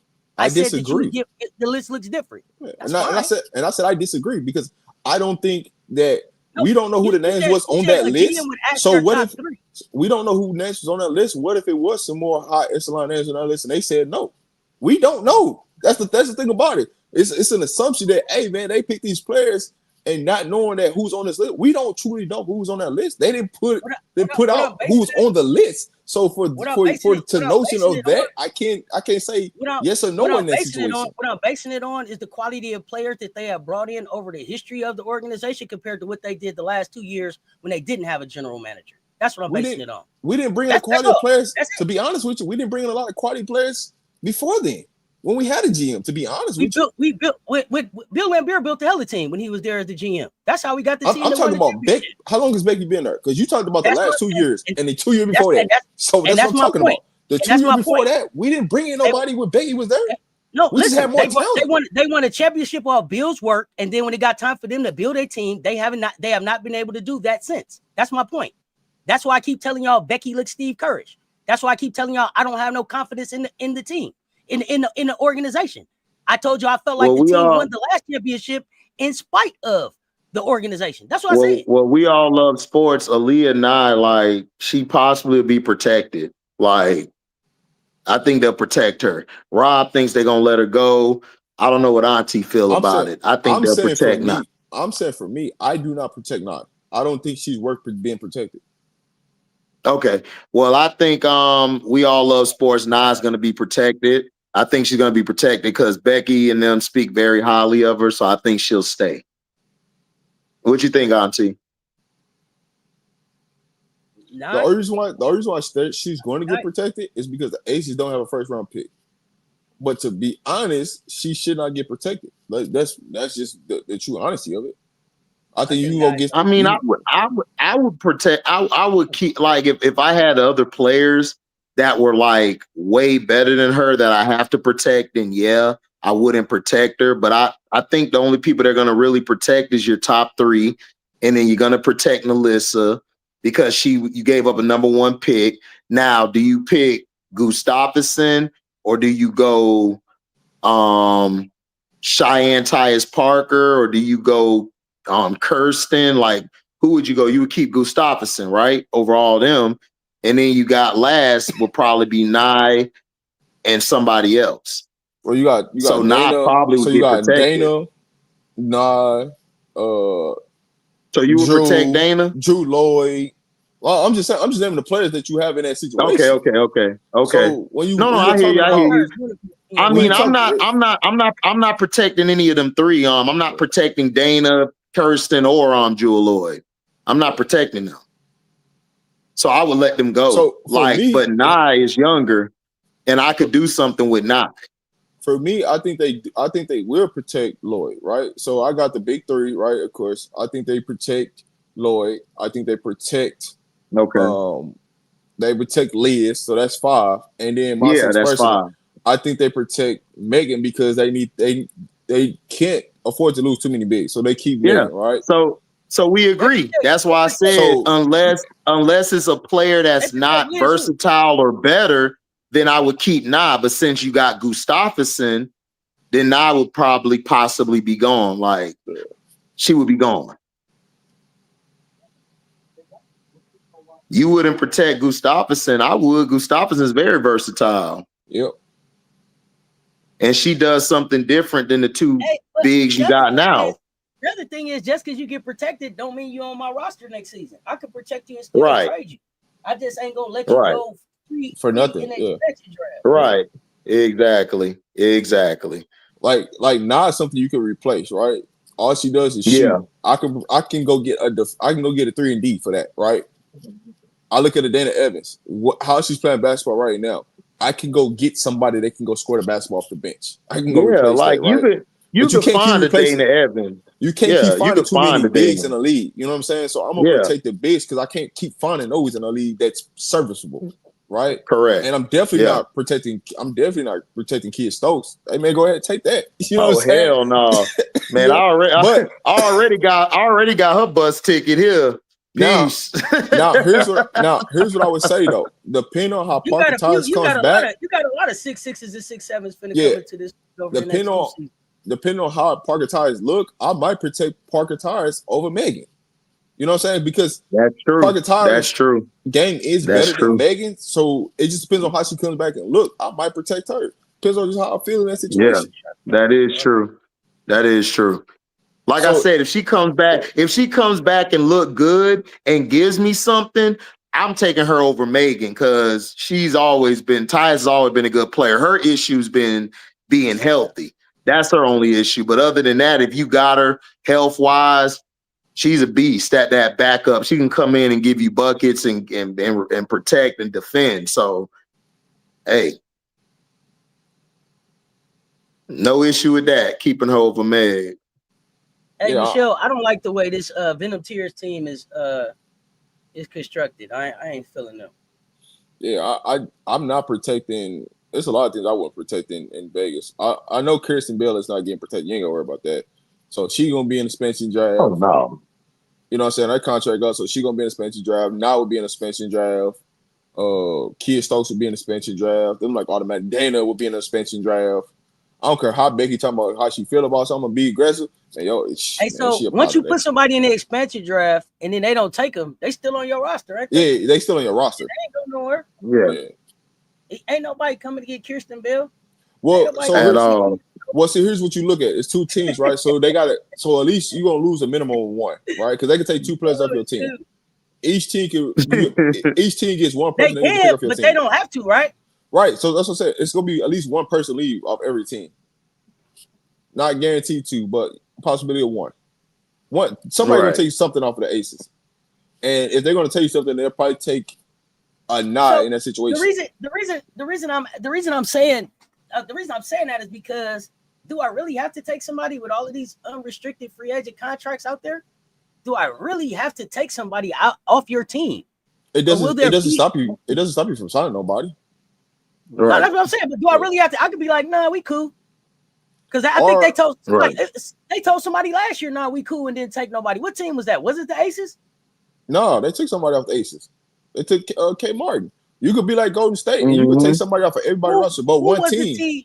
Who was the team that they declined to take anybody off their roster? Maybe it was Seattle. Somebody team, Golden State was like, oh yeah, Chicago. Yeah, everybody. Chicago. They ain't take nobody off Chicago, but the it might have been Chicago. Yeah, it was somebody. You don't got to. They took them out of Chicago. Kirsten, no. She said, Kirsten, no. That's okay. Kirsten, no. Thank you. Seattle didn't take nobody. Yeah, you kind of garbagey. You kind of garbagey. We're gonna leave you in the shit pile over here. We're gonna go over here. And Kate Martin, and I don't know if Kate Martin is even not protected. I believe that Natalie knew that she was gonna be able to pick up Kate. That was understood. I believe that was just we love you. We gonna give you one when you go. I think that she knew that Kate was coming when she took the job. Right. I don't know if Kate Martin's just not protected. You don't think? Well, let's look at their team. Who they gonna protect? We know Thornton. We know Veronica. No, I'm saying Kate Martin leaving Las Vegas. I felt like that was just a handshake deal. Natalie, you up out of here. We starting you with something, big dog. Appreciate your work. Oh yeah. I agree. Take Martin with you. I mean, but here's the thing though. I would take Golden State's approach. I would take somebody off everybody's team and then have a real, a real training camp. 20, 30 people in here. Let's get to work. And then, we're gonna find out who made the roster. I don't know. I mean, Golden State didn't take nobody off everybody's team. I mean, but outside of one team, you still understand the premises. I don't think they didn't take anybody from Seattle and they didn't take anybody from Chicago is what the chat is saying. But I think Seattle was the one that was like, yo, everybody come to camp and let's see what we end up with. Right. That's how I look at it. That's what they did. Oh, I didn't know that. I didn't know Natalie suggested Kate. for the draft. I didn't know that part. So well, I mean, because remember, she was Seattle was going through that turmoil. Seattle was going through that little turmoil, so they ain't want nobody from over there. Because Kate wasn't even invited to the draft, so Natalie was like, "Yo, hey, she's sitting out there, go and get her." Mm-hmm. That's what you saying she did, Mario. That's how you say Kate Martin got there. Oh no, they did. No, I take it back. They did take somebody from Chicago. Yeah, they took a foreign player that we never heard of before. Marina, yeah. Connecticut. So it was Atlanta, Chicago, Connecticut, and then they Dallas, that player, Indiana. Yeah, Vegas. Yeah. It was Seattle. And now they said Seattle. Now they're saying Sifka coming over next year. Yeah, so they did take somebody from Chicago. They didn't want nobody from Seattle. Okay, right. Venom Tear trying to fight back. Let's go. So when you look at it, right? I mean, you got two teams out there. You're gonna lose at least one person off every team. Let's just call it what it is, right? Not saying that you got to take somebody, but even if one team don't take it, the other team gonna take something off the roster. So in that ain't situation, nobody taking shit from Chicago, y'all. Everybody gonna lose one player. I think that these teams that's setting up, then already talk to your people's people. These unrestricted free agents. Right. Got some ideas out there about the work that's pulling up in their city. I think they already know. Right. I ain't gonna hold you up. Right. I agree. They was moving around with at Unrivaled too. They was moving around at Athletes Unlimited too. They've been overseas, moving around in these colleges. They know what they're doing. Mm-hmm. They got a good idea of what's coming, I think, because Golden State put a lot of pressure on these new teams coming in to be. You better come here and be successful. Fact. They did. Fact. They did. I agree. These teams are gonna have to move way different now after Golden State done what they've done. I mean, what they tell you is you're gonna have to have a real GM in there. You're gonna have to be GMing. And don't be afraid to cut somebody. Hey man, listen. Man. Look, a lot of these teams with these bum owners, man, they about to get them teams taken from them. So you about to see what happens? You about to see some teams sold. Oh, I thought you was gonna throw that one down. Michael Alter, man, yo, we need you to sell that. Come up off sell it. Kiki's starting to go crazy right now. She's starting to feel it. I see it, man. Look, man, that's Kiki. Kiki's starting to feel it. That's Kiki, baby. They over her dancing. You supposed to be on Red Kiki, do you love me? Kiki, do you love me, Kiki? Don't clap your hands like you thought that one was going in, Paige. I don't like that shit.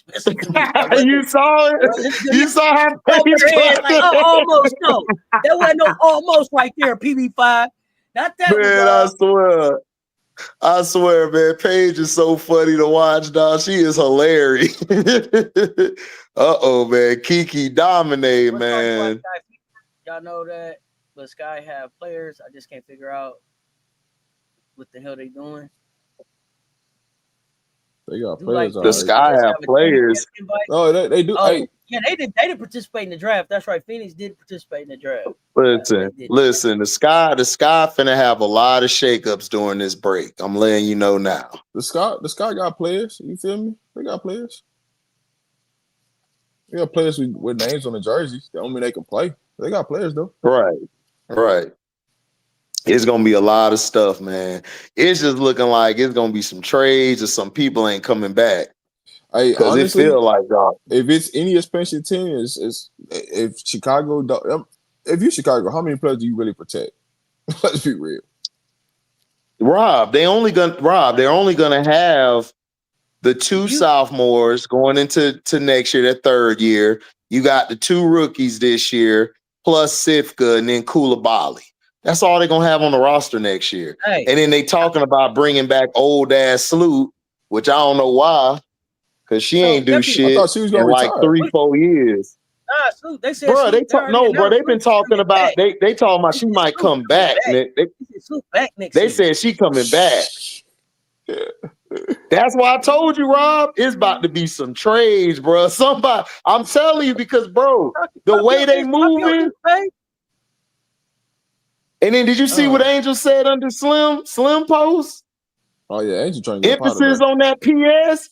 Emphasis on that PS. What you think that means? So look, so here, this is my question for you. Because she's trying to what does Chicago do? What does Chicago do if Camilla decides not to come back after China? I'm gonna stay in China for the year. And Angel says, you know what I did Unrivaled. I'm gonna take this season off. Then what does Chicago do? Oh, what Chicago gonna do if Miller do that? They're gonna have Sifka there, and then they're possibly gonna move. They either gonna move Camilla's right somewhere, or they're just gonna suspend her contract. And then with Angel, they possibly might move Angel. You know what Angel trying to do? If Camilla decide not to come back, Angel trying to slide into that into NECA spots and tell them to get rid of NECA. That's what she trying to do. Listen, hey, you've been seeing it too, right? Mm-hmm. You've been seeing how that you see it, right? I'm just saying, look. Hey, go ahead. Hey, listen, go ahead and get some young I'm blood just up in saying, there. Get the old blood up. I'm just saying, listen, that Malunga and Angel front court don't look too bad, man. She might fuck around her alley hoop for real. What? What? Hey man, just come running from off the side and just go run hard as you can. I'm gonna throw that thing. And then you know boom. She gonna do this. She gonna do this right after the dunk. Yeah, man. Look, coming. man. Look. I'm being real, man. Look, it's coming, Rob. I'm trying to get these Chicago fans to realize. Look, these bras got money now. They ain't gotta sit there and take it no more. They ain't gotta take it no more. They could bounce if they want to now. Like these new age players are different. They ain't gotta take that shit no more. This ain't the old days no more. This the new shit. Y'all think nobody finna sit on the team and they ain't trying to win, bro. And then you getting blamed for everything. They ain't even protecting you in the media. And then they trying to pit you against somebody who you consider a sister. Man, niggas ain't finna sit around there no more. You out your mind. All right, so now that we got 15 teams in the league next season, when is somebody gonna put the pressure on the W to have a rookie versus sophomore game? I'm telling you, we do. We need to. We need to put out there hashtag rookie versus sophomore. Yeah, like that. Like you got 15 teams in the league now. There's gonna be at least 15 rookies in the league. At least 15. Yep. That's gonna be out there playing. And that's gonna be first, second, or third round picks. It's gonna be roster spots. You'll have to wait until the next year when it's 15 sophomores also. No, I think it'll be 15 sophomores in the league. But Terrence, yesterday the free throw discrepancy. Indiana. Indiana had the free throw discrepancy, but bro, if they would have gave this. Sky still would have lost, bro. Even if they would have got their free throws, Sky would have still lost. Sky suck, bro. It's more than 15 rookies. It's more than 15 rookies in the league right now. Yeah, it is. Phoenix got 4 or 5 of them. Good steal. Good move. Good Dallas move. Dallas got another 3. Go to Connecticut. They got 3 or 4. Washington got 6 of them. You're not necessarily talking about rookies and sophomores that people follow. You just want rookies and sophomores out there. But here's the thing though. Some of these rookies are hurt. So next year I'm expecting them to be healthy. With the rosters expanding, there's 2 more teams. More than likely, you're going to see some rookies on those teams. Like you got to start to push the rookies and the sophomores and push the product. That's what I'm saying. Like you need to add expansion to the All-Star weekend. Is what I'm saying. That's why it needs to be pushed. I mean, look, I could see them changing it, but to me, like, look, they got to move on from this commissioner. They got to get a commissioner because, look, it's okay to do it, Rob, because NBA did this. This was the only way they could move into this era now. You had to move on from the old guard with Stern into Silver. You got to move on from Kathy because she's not innovative enough. She brings the franchise's money. I'm not going to discount that, but she's not doing enough to innovate the game. She don't have the mind frame for that. She comes off to me as, oh, this is what I'm finna do. I'm just going to go with this model. We're just going to go with the money. Okay, we're going to push everything to the sky or fever. If you were a smart commissioner, you would know the teams that were liable to basically reliable to basically sell your league on TV. You didn't even have the mindset for that. You didn't even prepare for a CC to get hurt. So that's why it's not smart for you to, I'm gonna put it all on this player when you should have had put it into who you should have been put it in, which was Asia and Nafisa. But we know the agenda. You didn't want to do it because of that bullshit. But you have to also look at the background where she came from. Sports was not her category. Right. She didn't come from a sports background, so she's not thinking about being invasive, being like aggressive, being proactive, and push and understand how to push it. She came from a corporate background, and she's trying to do everything corporate politic ways, and that's what's going to get you. That's what's going to get you hurt in the long run, because the potential money that you could be making, you're not making, and you're making it harder and harder. Like, the more teams you put in the league, you're making it harder and harder to watch basketball games instead of making it easier. Correct. Like, you got to make it easier and accessible to generate more money instead of making it harder, right? If you're trying to tell the average person where to go watch the game at, they're like, man, where do I go watch the game at? How do I access that game? How do I get to that game? And then, if they're playing on, say they're playing on CBS Network, like they're playing right now, right? Right. If you don't have CBS Network, then how do you watch the game? Because you can't watch it on the League Pass, and you're trying to tell people to watch the League Pass. Exactly. And the League Pass be effing up. Yeah, and then you got to wait till the game over to actually go back and watch the game. And by the time then, you might not even want to go watch the game. Exactly. Facts. So, and that's all I've been saying. You talk about you're talking about, because see, this is the problem that I be hating when people be like, well, a CC game generates this. It's like, yo, if CC's always playing on ESPN and everybody else is playing somewhere else, it's not ESPN, what do you think the rate is supposed to be? Make it make sense. It's more accessible. People dumb, man. Make things relate to you're taking apples to oranges instead of comparing apples to apples. I guarantee you, if you put that game on and then you put two other top teams going against each other on ESPN, they probably do the same number. Right, but if you're only putting this one game on every 3 weeks on ESPN or ABC, then the rating's gonna look crazy. That's just nature. I have access to ABC and ESPN easiest. Everybody can access it. What everybody can't access is Amazon Prime, CBS Network, because they don't want to pay the extra money for it. Did ABC and ESPN offer a TV deal? That's on you. That's what you're there for. Like you I can see it on ABC, but if ABC ain't saying, "Hey, I want your product," what do we do with that? But if ABC and ESPN is saying, "Hey, this is all we want out of your product," what do you do with that? You make them take it? But I think here's the thing, though. I don't think that you make them take it, but you have to do a prove it deal, right? Hey, you give us Sunday, you give us Thursday on there, and let's show you, right? Like, it's because that's really what happens. It's not, hey, they just come out there and get it. You have to go show them that the product needs to be there. Like the NFL, the NBA didn't get them deals because of we just sold it to the. No, they had to show the worth, and that's the W. But I'm saying right now, ESPN also has contracts with other sports that have them slotted in certain spots and times and dates, right? Mm-hmm. Like, I don't know if you could just walk in there and be like, yo, we want Thursday because NBA playoffs is going on and then NFL football starts at some time, right? So like I'm just using 2 days. I wouldn't necessarily say those have to be the days. It could be Tuesday, whatever days that you feel like, because Fridays, right? You got Ion, right? You can go on a Wednesday, right? You can pick the days.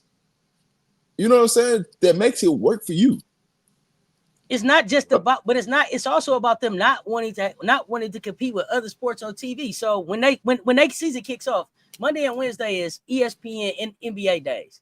Tuesdays and Thursdays was TNT NBA days, right? That's how it go, right? But time to kick off in May, yeah. So this is a brand that had to kind of try to get in where they fit in. So they still carving out niches. They can't just walk in and be like, yo, we get Wednesday now. ESPN is looking like, yeah, how? But they could do a feature game once a week, right? Or they could actually do it twice a week. You just have to figure out what those 2 days are. Like they can do that. Like we have to stop making excuses. Oh man, we can't do it. Yes, you can. You can find it to make it work. See, my thing is, my thing is, they need to step away from all of them and get their own network, like Dawn said, so they can really see what the money is. Stop trying to be on ESPN. Stop trying to see if ABC will play you, and start a WNBA network and put your goddamn games on there and see what your money is. Make a women's basketball channel where you got college hoops and Unrivaled and WNBA playing on that. And then you getting your own, you getting your own marketing money. You getting your own advertising money. Stop trying to sell yourself out to where everybody else at and build your own thing. That's what Dawn said. Get your own channel. I agree with that. I'm not opposed to that at all. I think they should. But what I'm saying right now is they can do a better job than what they're doing. And making it more accessible because you're cutting yourself short right now. Oh yeah, we've been talking about the WNBA leaving money on the floor. Yeah, it's just that's all I'm saying is it's too much money being left on the floor and it's too much good product out here. So now you gotta start pushing on these narratives and all this, that, and the third. That's all I'm saying. Because they'll say you a hope dream, like, well, the viewership was this for this game, and the viewership was that. Well, what is the real sample size? What are we talking about? Like you're talking about a game that was accessible versus a game that wasn't really accessible? Come on, man. Yep.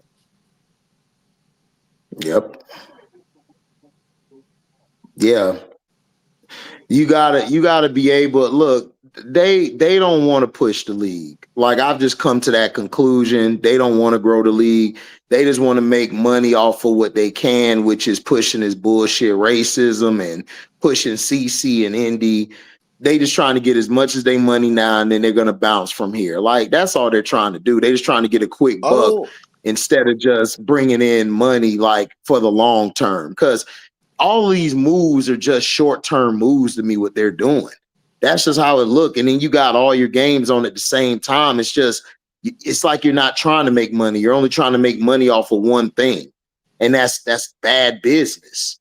I'm gonna take the racism out of it. I think that they're trying to push for a white American player to be the face of the league. Because they're looking at corporate America, right? Their ideal, right? Because who is the person that's in charge that everybody tries to go to as a face, right? Which is Kathy, right? The commission. Right. How do you take racism out if that's what they're trying to do? Push a white face to the front of a league that's built on black women's backs. How do you take race out of that? What I'm trying to say and what I'm trying to interpret is not necessarily that they're trying to overly push it, right? There are certain things that's like, yo, like that's just blatant, right? Right there, smack that in your face, ain't nothing you can do with it, right? All you can do is call it out.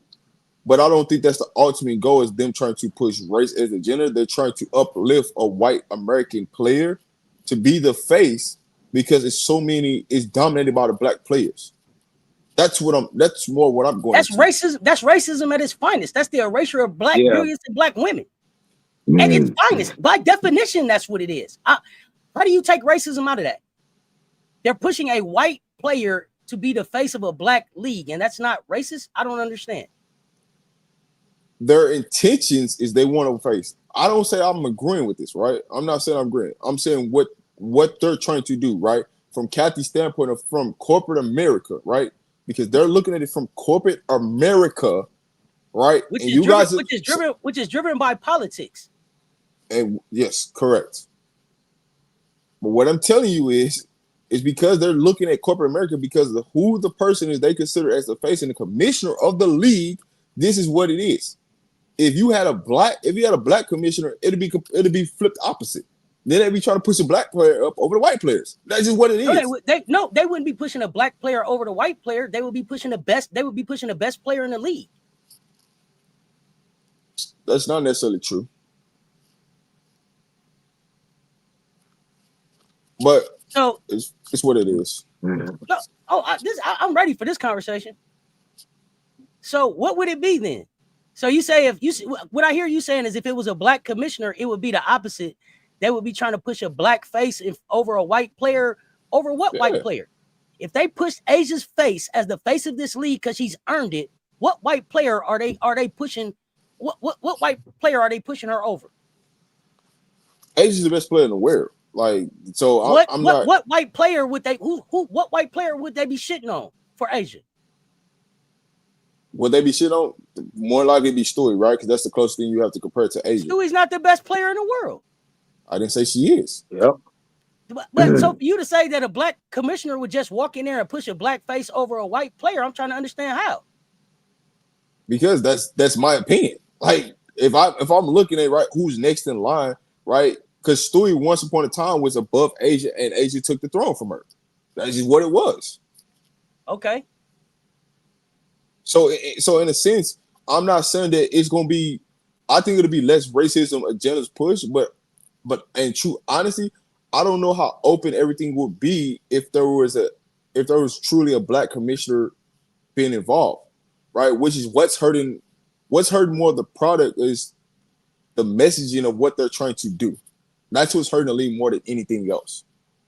Mm-hmm. Because of the approach that they're taking. That's the message that I'm trying to push more than anything. Without the racism, it's about the message that they're trying to push more than it's about the racism. The message is racist. The message is racist driven.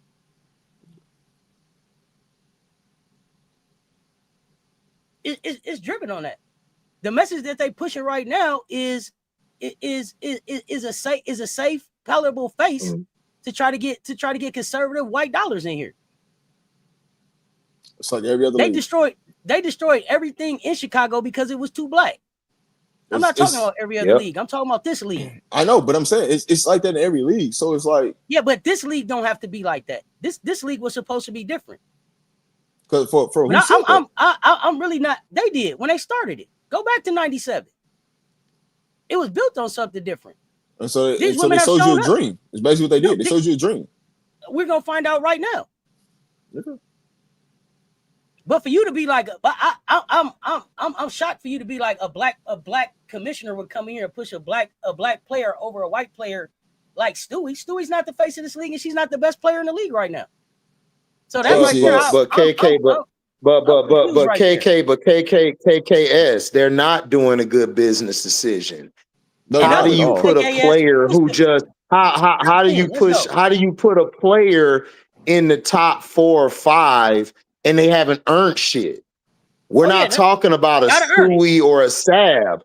Like, I don't care if you're white or black. If you've earned it on that basketball court, you got the resume, you're going to be put in that top 10. But if I'm pushing you because you're white and, you can attract to this part of America, then what are we talking about? I think Auntie said it on one of her episodes with Political Ill. There's plenty of billionaires that are different colors, that are black, that are brown. They don't want them. They going after the racist white dollar, which they are. I mean, it's true. Yeah, you could say it's corporate America. Corporate America's racist. It just is. I've been there before. I've done that. It is, whether you want to accept it or not. So they're going to push what they want, and that is that dollar. Because if they didn't, like Auntie said, you want to have Chicago did what they done, and you wouldn't have them pushing this Indiana fever bullshit. What they do is they run to that conservative dollar instead of really digging in and seeing what they could do. Y'all just named about 12 fucking places. Y'all just named about 12 fucking places. The WNBA is leaving money on the floor. How much money is that? We don't know. Exactly. But instead of going after that money, they decided to move past all of that and push a bullshit narrative. And everybody's okay with that? Fuck out of here. No, I'm not doing that. That's what I'm saying. Who's like okay with it? That's what the W is okay with it from what I'm looking at. They okay with it because I'm saying outside of us, who says that you have to be okay with it, right? The problem is that as much as we look at racism, the people that's really pushing all this stuff for real, it's the black people. I disagree. Okay.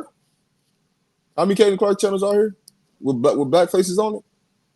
I'm not talking about social media. I'm not talking about social media. I'm talking about where the real deals get done, where the real money get made, where the real decisions is happening. That's what I'm talking about.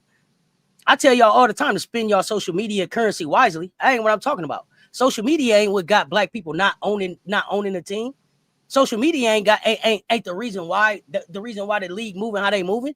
They was moving like that way before social media even came out. Like me and Lil broke down. This is a systemic problem that you could take back to the goddamn plantation. This don't have shit to do with social media. It was set up like this. These women were set up to have this league make money off their backs and not give them ownership. This league was set up to make money off their backs and not open up the books. And they ain't open them yet. But the NBA books is open. The NFL books is open. What we talking about here for real? They're not going to open them up because they're going to keep saying they're in the red. They're going to have to open them up. All they're going to keep doing is saying they're in the red. And it's just like there's no way you can be in the red. And people buying franchises. That's what this labor fight right now is about. Right. You can't say, hey, so like when they said something in the red, but they said they're expanding, that should have been the biggest red flag right there. There's no way that somebody that's why they there's no way somebody buying into a losing situation and buying millions and millions of dollars into something, and they ain't, man, come on, man. Like I told y'all yesterday, when they turned down a $400 million, what did they say in the room to get the $400 million? Give us $400 million so you can lose for 28 years. Miss me with that. We moved on from that. Open the books. We calling the real shit. I'm pushing back on bullshit narratives. I'm not doing that. Not on this platform. Not ever. I'm not gonna show up on Sunday and be different than I was Monday through Saturday. God damn it. That's what I'm saying. Like, and that's how I know that they're only choosing one particular dollar what they want. They don't. So even that's give all them I'm saying. They don't even give them a percentage of everything that they make basketball revenue. At all. They only get what, 9%? If that they said they would give them some money off of. They don't even make no money off the jerseys. Yeah, so this right here is bigger than that shit. They're gonna have to open up the books this time. Kiki Rice got a dread, dude. And it is race driven. That 9% that they talking about, they don't even tell you what's calculated into that 9%. So once you really know what they really making money off of, you'll be blown away how much money that the players not getting. Y'all please take the time to go watch them videos. Me and Lil break down the CBA basketball. I watch them. I watch them. Some of the best material out there, Auntie. And the 4 places that they split it up. We dropping that Auntie, some of the best on Poly Sports all week. Check me out. Some of the best stuff to watch. I'll be watching all your stuff, Auntie, in the truck, breaking it down. Some great videos, y'all. Y'all need to check it out. Y'all got to check that out because the problem is a lot of you fans, and I'm not talking to every fan, but some of you fans are very ignorant and dumb, and you limit yourself by not actually going to see what this comes from or how this comes about, where this money's going. Y'all don't even look at that. Y'all just basically just saying, oh, the NBA just covering your ass. I mean, that is more than that, bro. If they weren't making no money, you wouldn't have certain people trying to invest in the W, bro. If they weren't making no money off of it. Let me tell you this: the NBA done got their goddamn money back, and they just try to use it as they can get their money back, so they can stay in the league. Exactly. They didn't got that money back and forth. They been got that money back, dog. Yeah, they been got that money back, dog. That's why I don't listen to people who talk about it because they're dumb, dog. It's like I've learned from the internet that everybody follows a trend, or they follow what one person say instead of actually going to look up the work. They just go along with the lie because it's easier to do that shit. So that's what the NBA does. They put shit out there to make you believe that bullshit. You can't tell me they didn't get their money back, but they want more NBA owners to invest into the W. Come on now. Y'all didn't already plotted up the scheme of like, hey, listen, we gonna get our money back. We gonna push our other owners into there. So they just doubling it. Like whatever money they making off the W, that's what they paying the men's salary with. Whatever they make off the NBA team, that's all profit. Stop it, man. Because they paying the players crumbs in the W. So think about it. You get all the merch, you get all the tickets, all the ticket revenue, you get all this as an owner. Where's that money going to? Because you ain't investing it back into the players. Exactly. You ain't investing it into no facilities. You ain't investing it to revitalize the game into a better space. You ain't pushing it to no youth programs in the city. So where's the money going? Yep. Make it make sense to me. That's what I want to know. That's why I want them to open the books and show us where the money's going. Like, show us where the money's at. Like, you keep claiming they ain't making no money, but y'all opening this stuff up. Y'all got this coming in. Like, I don't want to hear that shit. Show me your book. Show me what you putting out there. That's all I want them to do. Man, they ain't trying to show them books because if you see them books, boy, a lot of stuff gonna get called out. It's gonna be a real strike. If they show you them books, it's gonna be a real strike for real. Like he ain't got to worry about no basketball. Hey, listen, you might well call up all the foreign players from overseas because that's gonna be the people that's gonna be playing in the dub. It ain't gonna be nobody that's playing in the dub right now. I think they're going to strike anyway. I think they're gonna strike anyway. They are gonna go to strike, but all they're gonna do is gonna call the foreign players, and that's gonna be the ones that's playing until they come back off strike because it's gonna happen. Yep. Exactly. And the good thing that the players did was they started Unrivals, they started the other leagues. So once it does go to strike, they already got their platforms that they can use. You know what I'm saying? Yep. Unlike the NBA, what the NBA did was they just spent the summertime just, going around the cities and Bron and KD having teams and playing in New York, playing in Seattle, playing, different places and making money. They just got their own league where they ain't got to worry about it. So, and they got the television, and they got television rights and stuff. So, they already ahead of the game if they go to strike. Yep. And then on Rival, they can mess around and go 5-on-5, man, if they want. That's what I say it's going to end up happening to be, is because if they go on strike, they're going to have to end up making it 5-on-5 because there's going to be so many players. And where do you go? Yep. You know what I'm saying? There's only two leagues you can play in America, right? So you have the but what I said with Unrivals is I would go to like Atlanta and Florida, right? Because you already have it in Florida. Make another base in Atlanta, use OTEs to facilities because it's already built there for Unrivaled stuff. And then you use those two facilities, you can fly back and forth and trade games and things like that where, hey, you play this week in Florida, you play next week in Atlanta, or you play 2 weeks in Florida, 2 weeks in Atlanta. Like you do that, right? And so now, because even if you don't go to 5-on-5 and you stay 3-on-3, that means you just need to put you need to have two different buildings to go. So you can do a little change up. And I think that'll make it easier for them. Yeah, that'll be dope. Because I think what they're trying to do is, and everything, they're trying to put it in different cities. I think after next year, they're gonna try to put it in different cities. Like you got your city and stuff, and that's what they're trying to go in the next direction. So, I mean, this CBA thing is gonna show a lot. It's probably gonna be in a popular cities, right? AKS, let me say something real quick. They're buying franchises to stack the deck at the table. Yep, that's all that is. If you notice the way that they bought the franchises in, you have private ownership. They denied all of them, and they approved all NBA type ownership because now they have the majority type ownership at the table when it's time to make decisions. Will there be a strike? Correct. Absolutely. And then, so how many of y'all is buying the WNBA League Pass and the jerseys and the Prime and all of that to watch these international players that they just gonna bring over and have play? How many of y'all buying tickets to go see that? Let me know. A lot of them ain't gonna know a lot of the players, but once they start watching them, they're gonna end up buying it. It's sports, but it's not about that. It's not. Is it gonna be bought? It's about no. Let me finish, Rob. It's not about that. I'm asking that question because when me and Political Leo get up here on Tuesdays and Thursdays and we tell y'all to hashtag respect her game, that ain't just some cute shit we saying. That's real. That's a movement that we trying to start. That's about pushing back. That's about saying no.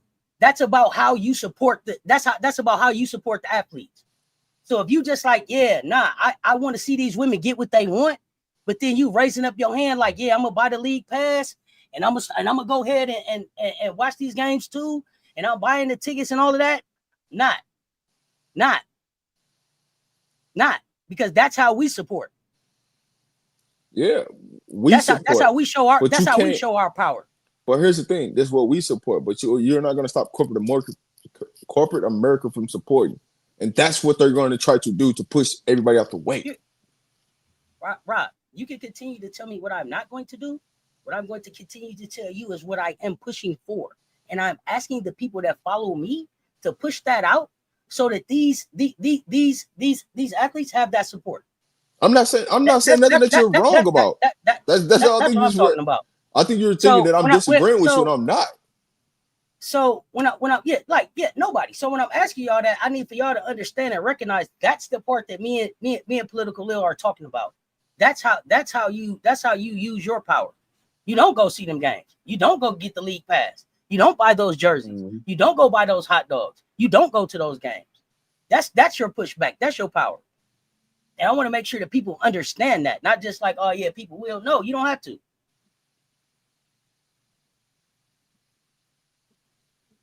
And people can think that, oh, that's just what you're gonna do. But it was only 144 of them the last time. They got a man elected and forced to sell in this thing. Think what they can do with the support of the fans. Think what they could do with the support of the players that were there before. So when I say that this is the biggest labor fight in America right now, it is, because it spills into other industries. Unrivaled is showing people how to have equity in industries. That is true. That is absolutely true. And that's why we got to push for them to keep that Unrivaled around, man. Damn, I didn't realize how small Clark is. No, which one? Alicia? Alicia Clark. I didn't realize how small she was when standing next to Kiki. But no, I'm not saying that you're wrong at all. So in a standpoint, I'm just telling you what they're going to try to attempt to do in a situation, right? I'm not saying that it's right, because it's not right? Because these women have pushed this league to something bigger, better, stronger than what it was. You need to pay up for what it is and what it ain't. You know what I'm saying? Open the books. I'm 1,000% with you there. I'm just saying what they're going to try to come back to do. Is it right? No. Is it fair? No. I'm not even giving that light on my platform. What I'm talking about is what we need to do. I'm talking about the action. I'm talking about the pushback. I'm pushing back on bullshit narratives. I'm not even putting that out there. You don't like it, stand up. You don't have to take none of that. Recognize the bullshit. That's where I'm at with it. Power in the people. That's where I'm at. Yep. That's what we got to do. We got to push that, man, because these people out here spreading all this bullshit. It's enough of them. And we got to combat that. I ain't doing that.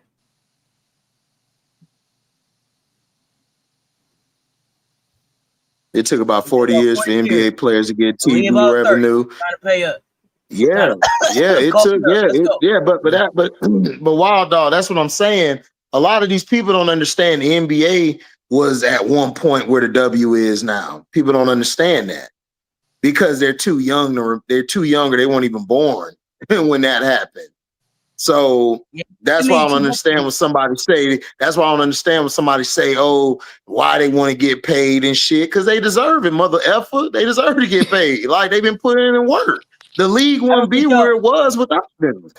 I don't think either one of y'all know a life where y'all couldn't grow up and be a pro athlete. Neither one of y'all know that. Right. No matter what your sport, no matter what sport you play, you don't know that. It mean more. The fight mean more. It's important that you push back. Here's the thing. It's like going to somebody's job and telling them that you can't make more than what you're making right now. Right. Right. When there's opportunity, you see, hey man, I could be a manager. Like you're a regular employee, I could be a manager. I could be assistant manager. You can't make more money. Like that's what they're trying to tell these players. Hey, you're not supposed to know what that next pay scale is. And open up the books. What is it? What does it say? Right. At some point, you have to. You know what I'm saying?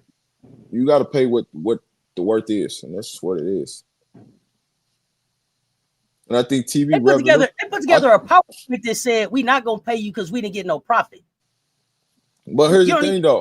You even get paid off profit. That's how disrespectful they were to these women. You don't even know how much money they making off the TV revenue. It doesn't matter if you profit or not. I'm a cost of you doing business. I get paid out the revenue, not the profit. But here's the thing, though. You don't even know if that's factually true. You get what I'm saying? Like, they'll tell you this. You don't even know if that's factually true, just based off the point of they're just coming out and saying this without showing the books. Yeah, we've said that. Open the books.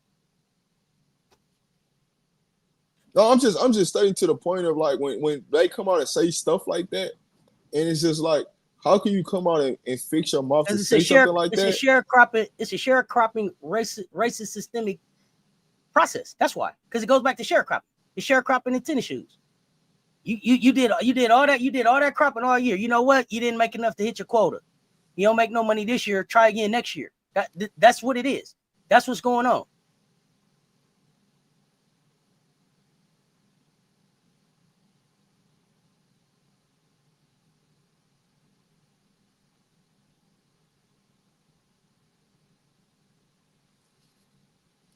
Hey, this Dallas versus Washington, it's been a solid game. Back and forth.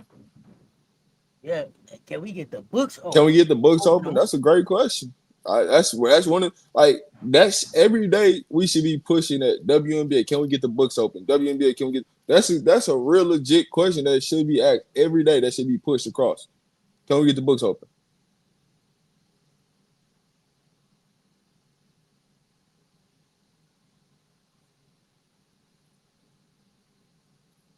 Hey, damn, Dallas, come on.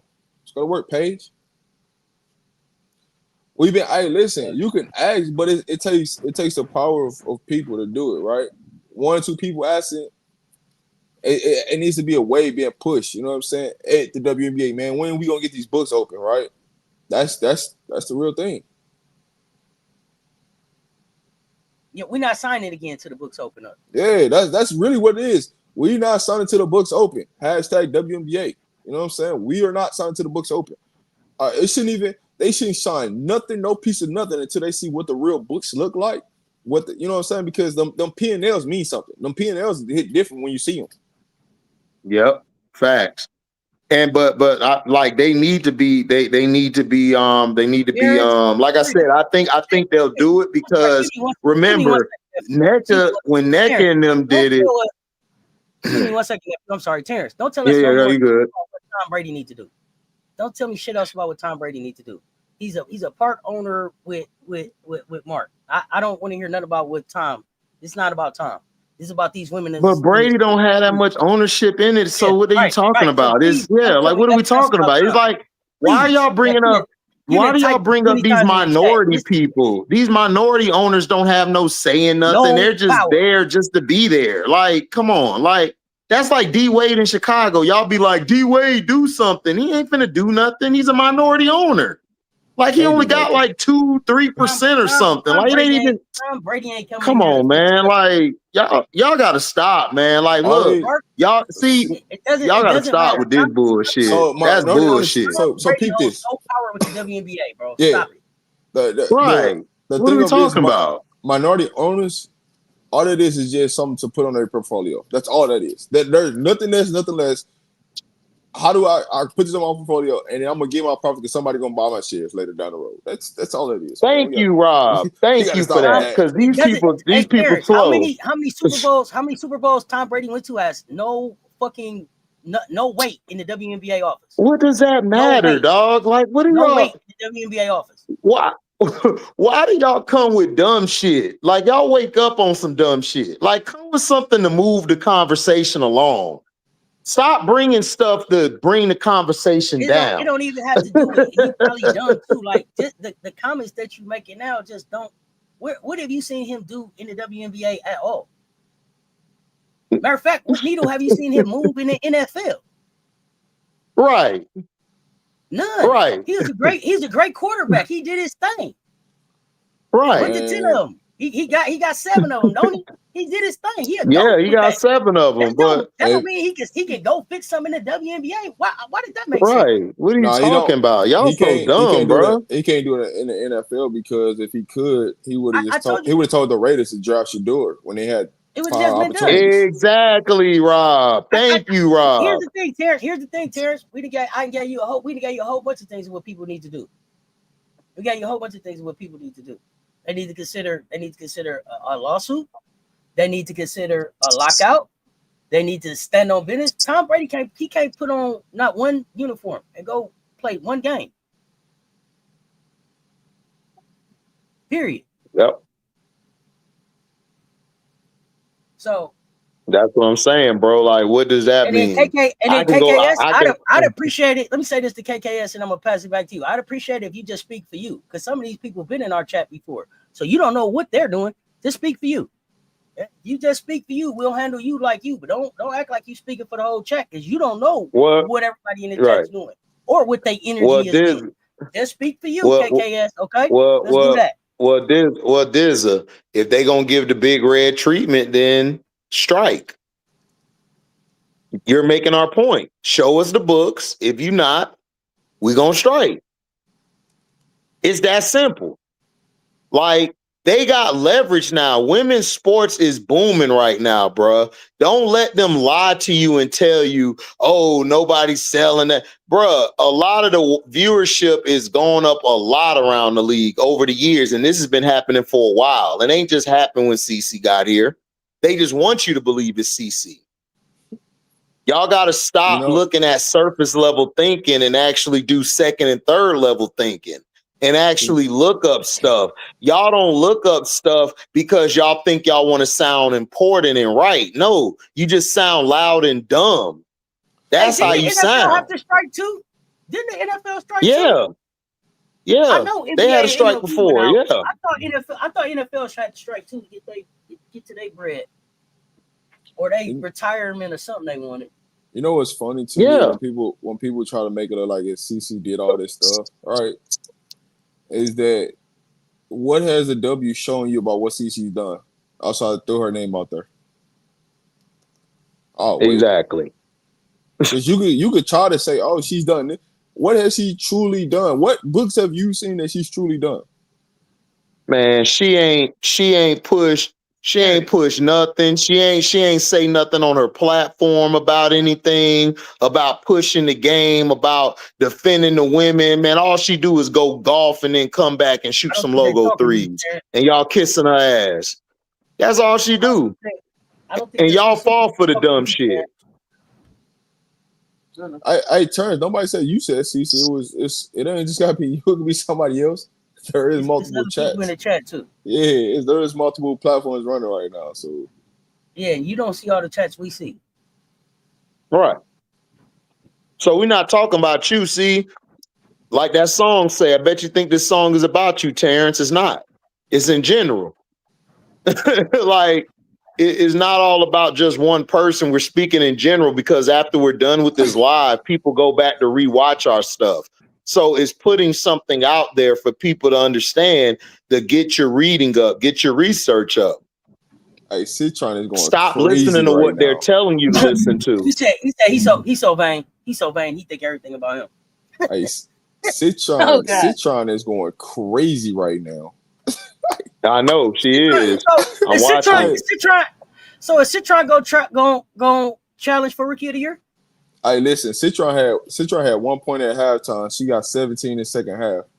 And cooking. Yep. She been going off cooking. Is she gonna challenge for Rookie of the Year? This was she trying to push right now against Paige. Mm-hmm. I mean, they up 82-68. Well, see, Paige then was up. They was up 10.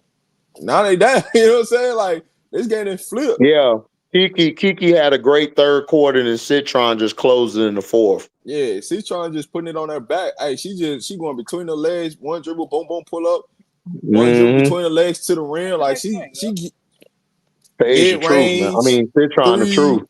Like she doing this from all levels right now. Yep, Citron is the truth. But y'all know Phoenix and Atlanta finna play. What y'all about to do?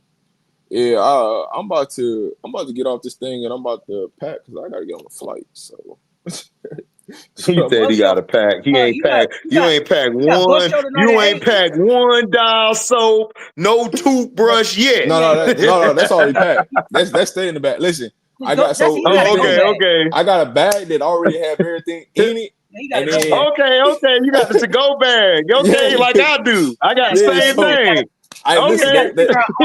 Listen, the travel bag is set. Now. You ain't got to worry about that. The travel bag always set. So when it's time to gotta get to the next flight.